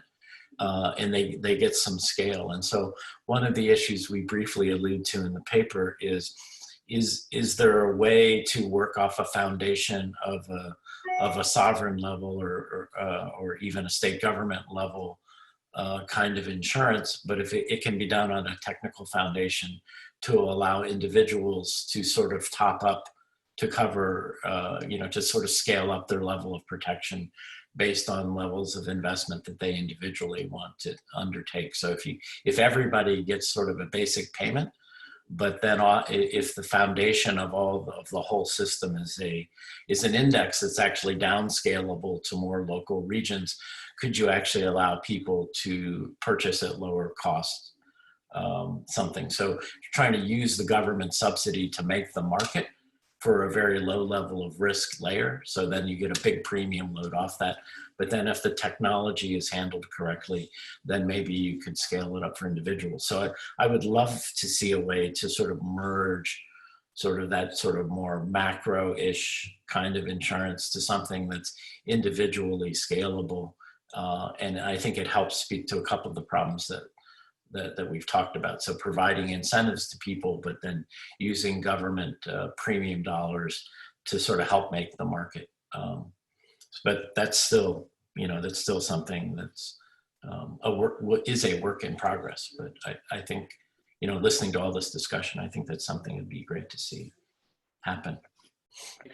I can sort of provide I think without names at this point, but some of our clients, at least two I can think of, they're not sovereign entities, but they're financial intermediaries, but they're starting on that principle that you're talking about. So we as the owner of this bank, or we have the owner of this portfolio, we'll start you off with this basic level of protection, just so you can get exposed to the risk. But ultimately, you the local branch, or you the end beneficiary, has the opportunity to top that up, to have the proper coverage that you think you actually need. So we're only in the first year in both of these of seeing the lead being taken by so the aggregator, I guess, in this case. And the products that we're offering are not adequate for an individual level micro-like product, but certainly at an aggregated sort of district level or something product. So I think there is some potential for that. I don't think we haven't gotten to the stage of topping up yet, but certainly I appreciate the principle that you're suggesting. And I think bringing the different pieces of from macro to meso to micro together is certainly part of our thesis, is how we see that the market infrastructure developing over time. All the pieces need to function together ultimately, I would say. Yeah, maybe there'll be more case to test in the future, we would hope. Yeah, and I, to sort of just hopefully to spur some additional thinking on this. I mean, I had the conversation a while back. Several of you probably know Andrew Mude, who kind of worked for years on index-based livestock insurance in Kenya. He's now with the African Development Bank. But we were sort of talking, so that project started at the micro level, right? So trying to look for sort of fairly high resolution readings so people who live in a particular area can get a reliable sort of quality product that pays out. If the index for a broader level that a government might want to cover, if it were itself an aggregation of individual things, right, then you could have a kind of a seamless technology. So, I mean, to try to make that a little clearer, let me go back to Peru, for instance. The way the Peruvian, I forget this government program, what it was called, but basically it was a very kind of ad hoc area yield index, and they literally, in a fairly large sort of provincial level, they do a very quick survey of like 10 plots. And if the 10 plots seem to exhibit the randomly selected plots across a very large geography, and if the 10 plots all pointed in the same direction, that there was a big disaster, then a payment would be made. The problem with that is it's not downscalable, right? Because it was only 10 plots. And if I live in the southwest corner of this province, I want some additional protection, it needs to be tied a little more closely to my southwestern corner. But if what had been done by the Peruvian government, if it instead was a remote sensing based product that was actually taking readings at every pixel within that province, and then was aggregated up to give an average prediction for the province, and then the province pays off, and maybe the provincial government is paying that premium load. But if it's actually built on an aggregation, then you could go back and say, but we do have readings on the southwest corner, right? And it's just a little bit of computer programming to write an index that is specific to people in the southwest corner. So somehow that technological aggregation, I think, could help with this idea that at the higher aggregate level, some basic sort of true disaster protection, that layer could be taken, build a premium load, and maybe have it be paid for the government, which is perhaps on the hook for social protection payments anyway. But then if it can be down, if the technology is downscalable, the technology, the index for the government contract at the provincial level, if it's downscalable to sort of more municipal levels, then there may be a way to do that. So that's a little bit of a pipe dream, perhaps, but it seems to be in the realm of the feasible, at least if we get enough remote sensing people working on it. And it's reminiscent a little bit, Michael, of what Fondon is doing with public assets and asset insurance, and the Mexican government then making those payouts to the local governments in order to be able to invest in rehabilitation. Right. Indeed. But if those kind of payment, and the Peruvian program is somewhat similar to the Mexican one, as I know it. But if those programs were built on, remote sensing aggregated up to the level at which the government qualifies, but then you could disaggregate for farmers in a sub, a sub-region, something like that.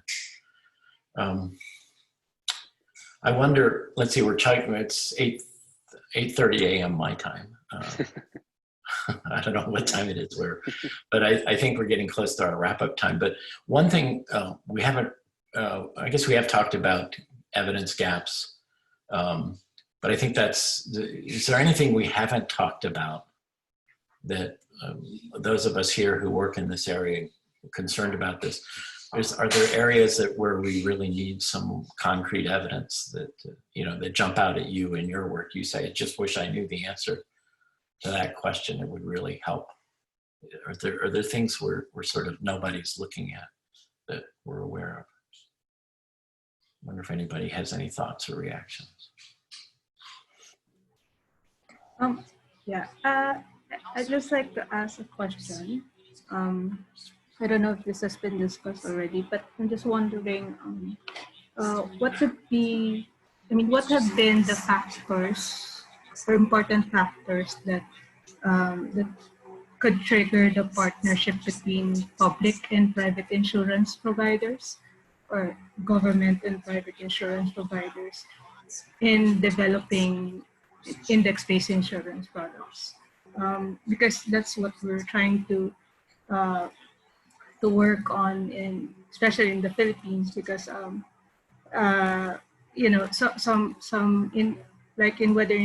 some of our index-based insurance products have just been in the project level, but they never scaled up. So because of many gaps and challenges, and so we're trying to make different sectors work together, and so we're just interested to know how it worked in different countries. Thank you. Yeah. Okay, thanks, Elaine. Anybody want to chime in with some experience on those kinds of? Go ahead, Jen. Well, yeah, I was just going to mention, Michael, you already mentioned Andrew's work with in Kenya. One of the things that they did in Kenya when trying to develop, the government of Kenya, when trying to scale up the index-based livestock insurance program, is to create public-private partnerships with the insurance industry. And one of the issues was that there was a lot of investment needed in raising awareness about insurance, in pushing insurance companies to reach out to some of these areas where maybe they were further out and less willing to go there naturally on their own. So it was kind of an effort by the government, I think, to say, we know there are some of these costs. We also think that there's a lot of benefits to having all of the insurers work together. So I think that probably Michael and Tara have a lot of experience in thinking about some of the startup costs that insurance companies would have to undertake on their own if they themselves were to go out and try to start a business in a specific area that may be prohibitive for them, and the role that the government can play to kind of take on some of those more public good costs to make insurance more feasible and create the partnership around that. Yeah, and building off of that, I think that's also particularly true if you're an individual insurance company. So if you're in a country where there are 15 different non-life insurance companies, you don't necessarily want to be the first one going out into a new area and educating everybody and building this market and having those at fixed costs at the beginning, and then having everybody else come in and jump on the market you built when you were the one who made that investment. So I think there's a risk of, in any given area, not being even if you want to do it, I just don't want to be the first one to do it. I want other people to clear the market and make it and get everything done, and then I'll hop on. So there's this kind of because nobody wants to be the first mover into the market, that is exactly where I think a huge amount of public investment could be high impact. Perhaps as an example of public-private partnership, Global Parametrics was seeded by the German and the British government. I think just for that purpose that you're mentioning. I think the idea is we were invested in with their money to sort of be the first movers and take that risk and understand the consequences of doing that. And so we have what would be called patient capital, so that we don't have to make huge returns in the process of doing this, and eventually the idea is certainly have a return on capital, but it's a slower process to get there. So we're trying to do exactly that. I mean, this is not a one country approach. This is a global approach or across all emerging markets. So it's not quite as tangible an example to think about like the Philippines specifically, but just as they think of our perhaps a case study in that idea. So. Michael, So, Charles Stutley, could I chuck in a couple of thoughts here? of course. I think this is talking about sort of issues of pricing, scale, sustainability.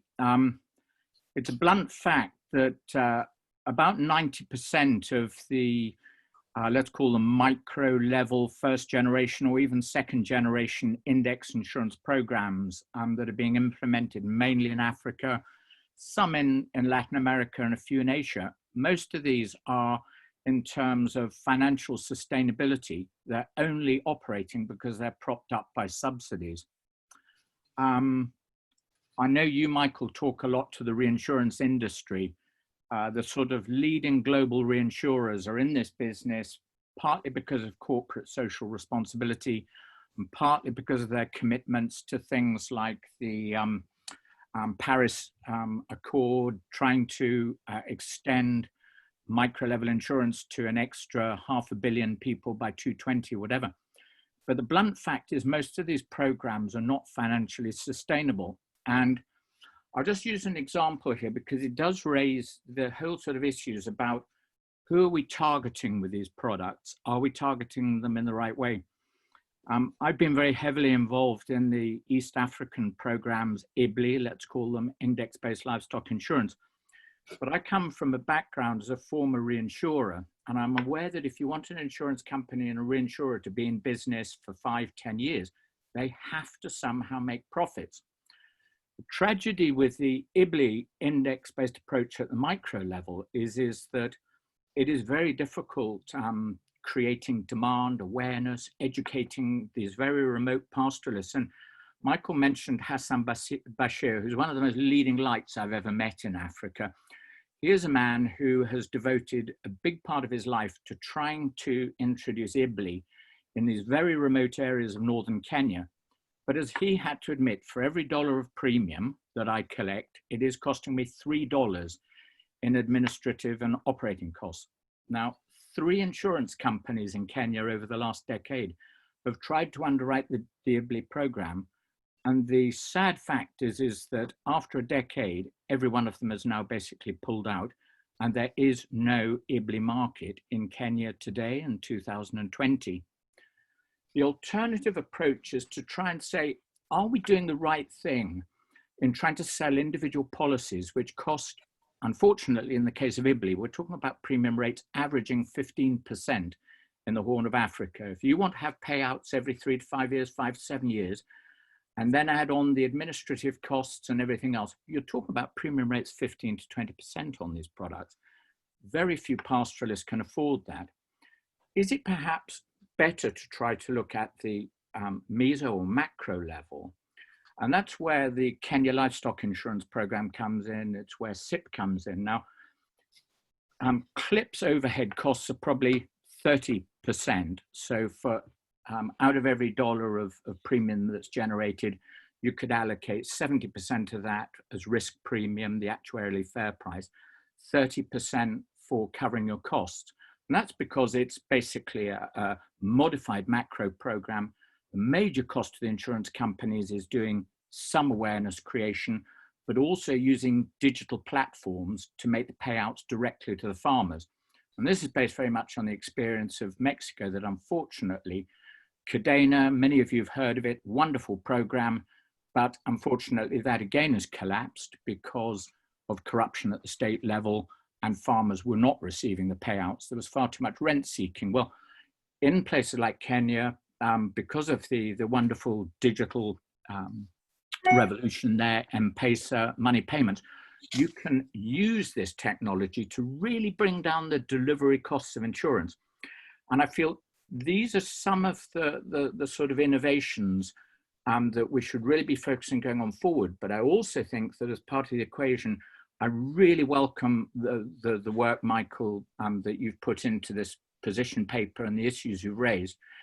I do think, though, that we need now to start going back to the question that was first raised by IFAD and World Food Programme in 2010, a lovely article, I'm sure you all know it, a compilation of case studies, which was called Scale and Sustainability, because we're not reaching that on most of the programs in Africa.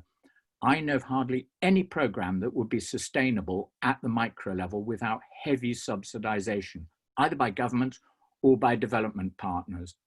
And I do think that this opens the whole sort of discussion for, well, are we marketing the right products at the right level of aggregation, or could we, by going to the meso macro level, bring down the costs of administering and implementing these programs, but having the same objective of trying to smooth the consumption and livelihoods of often subsistence farmers?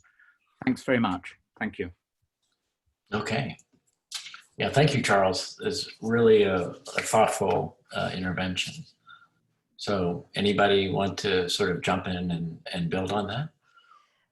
I was just thinking of a quick maybe comment, which is that while I don't disagree about the inability to achieve scale without massive subsidization, I would ask whether that means that it's not still a good approach. So I guess, and maybe this goes to an evidence gap, but for me, the question has more to do with how those public resources are being invested and whether the public resources are more efficiently invested as subsidies to micro products or more efficiently invested as adaptive social protection or, you know, a macro type solution. So, I mean, I guess it's more of a, what, I wouldn't say exactly value for money, but what is the level of impact in the resilience or well-being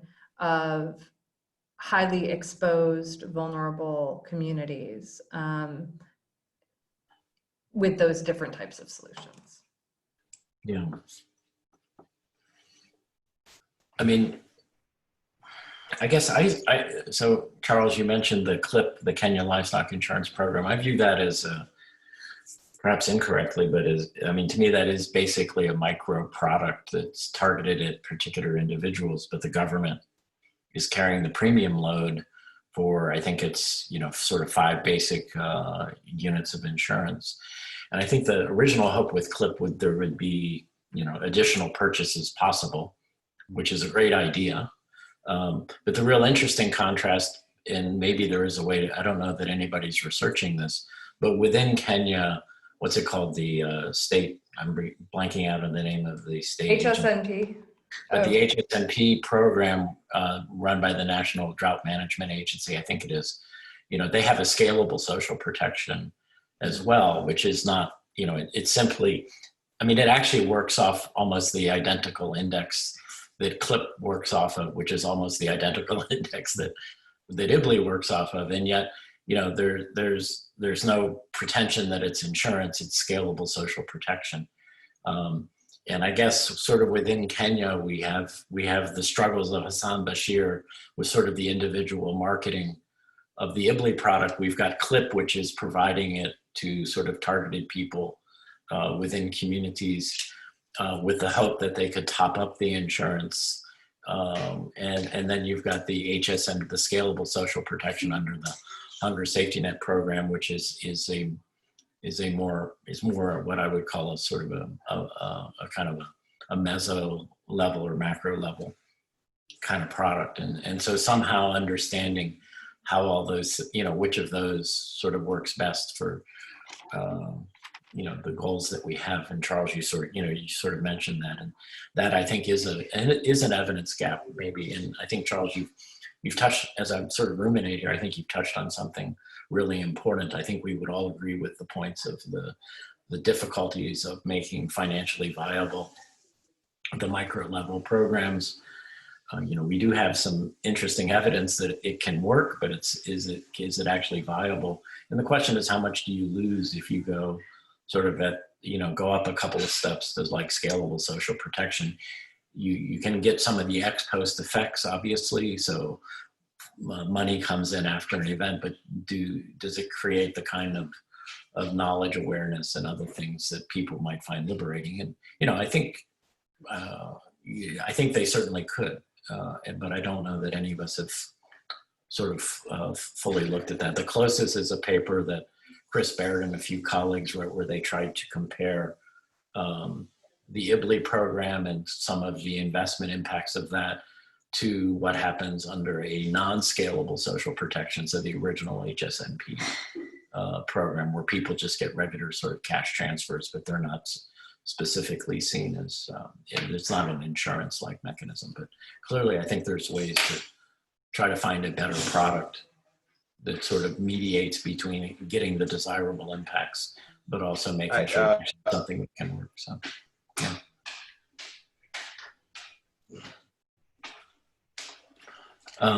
Lance, were you getting ready to say something? Yes. You know, excellent observation made there by you know, Charles Stutley. Indeed, it might be very difficult to have a sustainable micro level insurance. However, it might be possible, and I don't think it's something that we should throw through the window altogether, because it is one of the mechanisms, especially for small island developing states like Jamaica, so that, you know, persons like rural farmers are able to benefit from this, to be, you know, more resilient to climate change, and, you know, be able to better adapt to climate extremes and disasters. I think one avenue that could be explored is not looking at it from a reinsurer, farmer only perspective, but look at other players involved, you know, other stakeholders. For example, you might have certain industries, certain companies that are willing to invest in protecting the farmers because they get their products from the farmers. For example, in Jamaica here, you have you know, a company, Red Stripe, and Red Stripe uses cassava, you know, sometimes to make their beer. So what Red Stripe could do is to lend a helping hand to the farmers, you know, with to aid in the premiums, you know, help subsidize it, so that the Red Stripe in itself will be able to get a consistent amount and consistent quality of produce, cassava, so that, you know, in essence, they'll be able to make beer and continue their business. So I think if we involve, you know, greater stakeholders within the micro insurance sphere, then it might become sustainable, because it wouldn't be left up to the farmers only and the reinsurers only to as Michael mentioned, you know, milking mice. You'd have these bigger corporations that play an active role, you know, in order to keep their you know, their commodity chain, their value chain going, because this is important. And if we are to just throw out that it's unsustainable and it cannot work, then the most vulnerable will be left behind. Yeah, well, those are great comments, Lance. Thank you. Charles, it looked like you were gonna also make another. Yeah, look, I just wanted a quick rejoinder to Jen. Jen is absolutely right that there is this huge debate going on in this world today about how can governments, development partners, NGOs, agencies help this mix. And we unfortunately have a world where everybody jumps for the easy option, which is premium subsidies. I think that we need to be much smarter. I have tried to write a bit on this subject about how governments can support agricultural insurance, but immediately, for example, in the Kenya context, I would use the example that governments, and this is my experience actually of all Africa, if governments were to invest more in strengthening their data collection systems, whether that's collecting area, production and yield data so you can do area yield index insurance, or whether it's strengthening their remote sensing capabilities, their weather data, you can really bring down the risk and uncertainty. It's the uncertainty in your pricing as an insurer or reinsurer. So it's a really good example of if you call it subsidizing, I call it investing in public-private partnerships. So that will bring down the price. Another area, we've seen this sort of digital revolution. The more governments could be persuaded to invest in private sector-led initiatives like Safaricom in Kenya, this will hugely bring down the transaction costs for insurers, whether you're trying to create awareness or whether you're selling policies, collecting premiums, making payouts. So I'm not in any way trying to say we should abandon micro level insurance, but what I hope I added, because I used to reinsure a lot of these programs, is that most of these programs are losing money. And unfortunately, we've seen various programs collapse. We've seen various reinsurers pulling out. And the example of Kenya, I just used because it was being discussed quite a lot.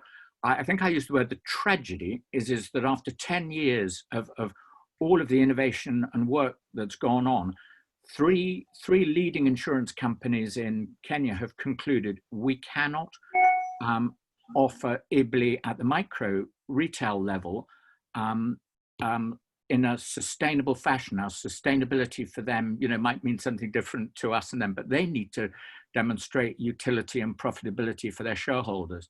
So I just said it was my sobering factor was that I think 90% is my latest estimate of the index programs in Africa are not covering their costs.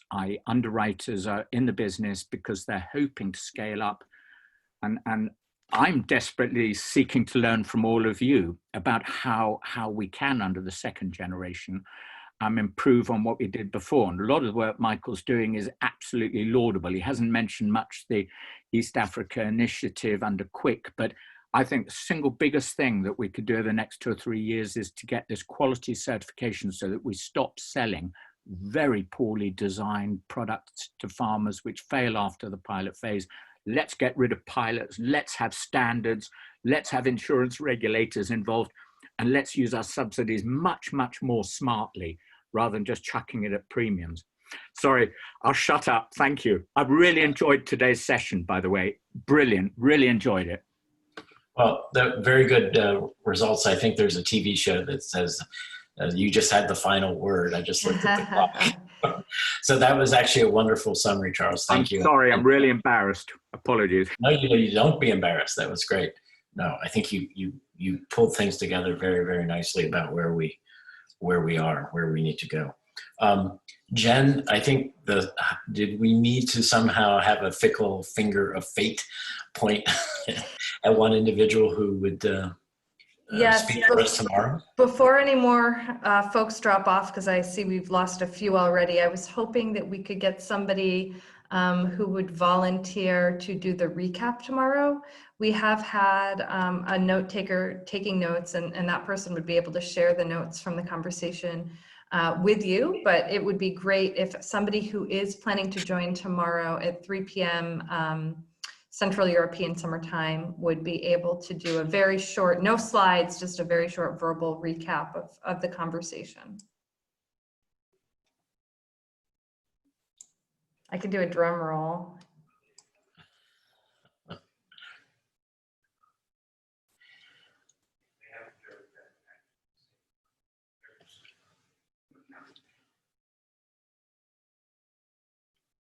So who might be willing to take on this task? Do we have, I don't know if we can offer incentives. If we were in person, like we could offer a bottle of wine or a glass of Red Stripe beer or something to encourage participation, but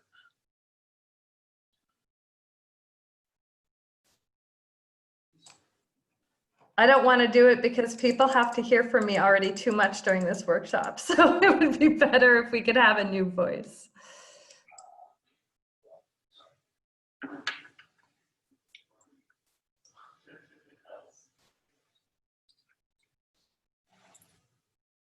well, since I work with Tara, I can ask her if she would like to volunteer and put her on the spot.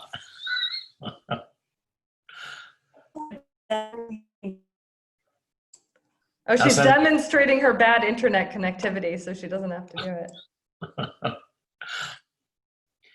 If you said something, Tara, we couldn't hear you.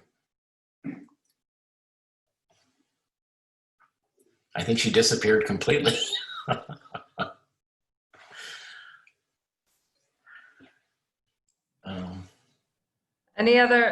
Oh, here she comes back. She's coming back. I'm in trouble. I swear I didn't jump off just because Michael volunteered me. I was trying to get on my phone again. My internet is unstable, apparently.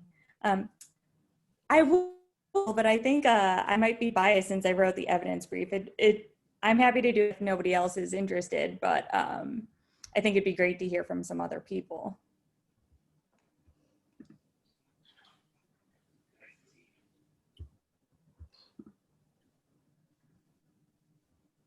Perhaps the recent speakers, either Lance, Farzana, or Charles, is either of you going to be joining tomorrow? I should be joining tomorrow as well. Okay, I'll do it. Yay! I'll email you some red stripes for. Maybe Tara can be your backup so that if you want to have somebody fill in and make additional points, she can do that. Absolutely.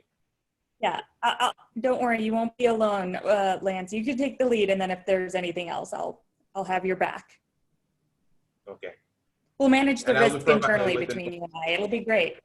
All right. Okay, great.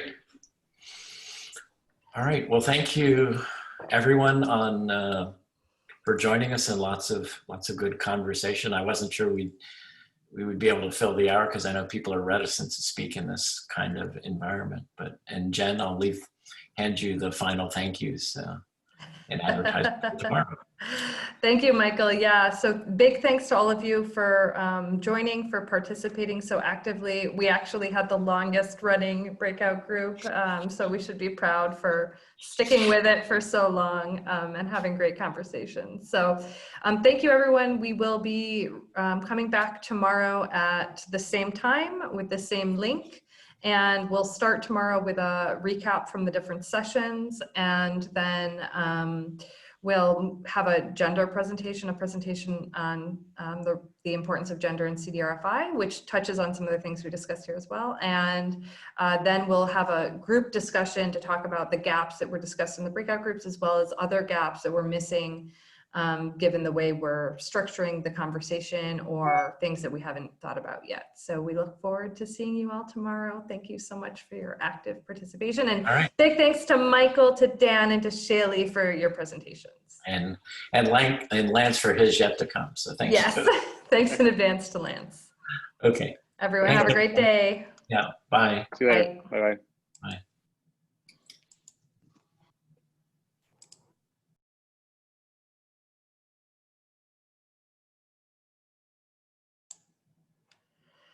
We don't actually need to stay in the room.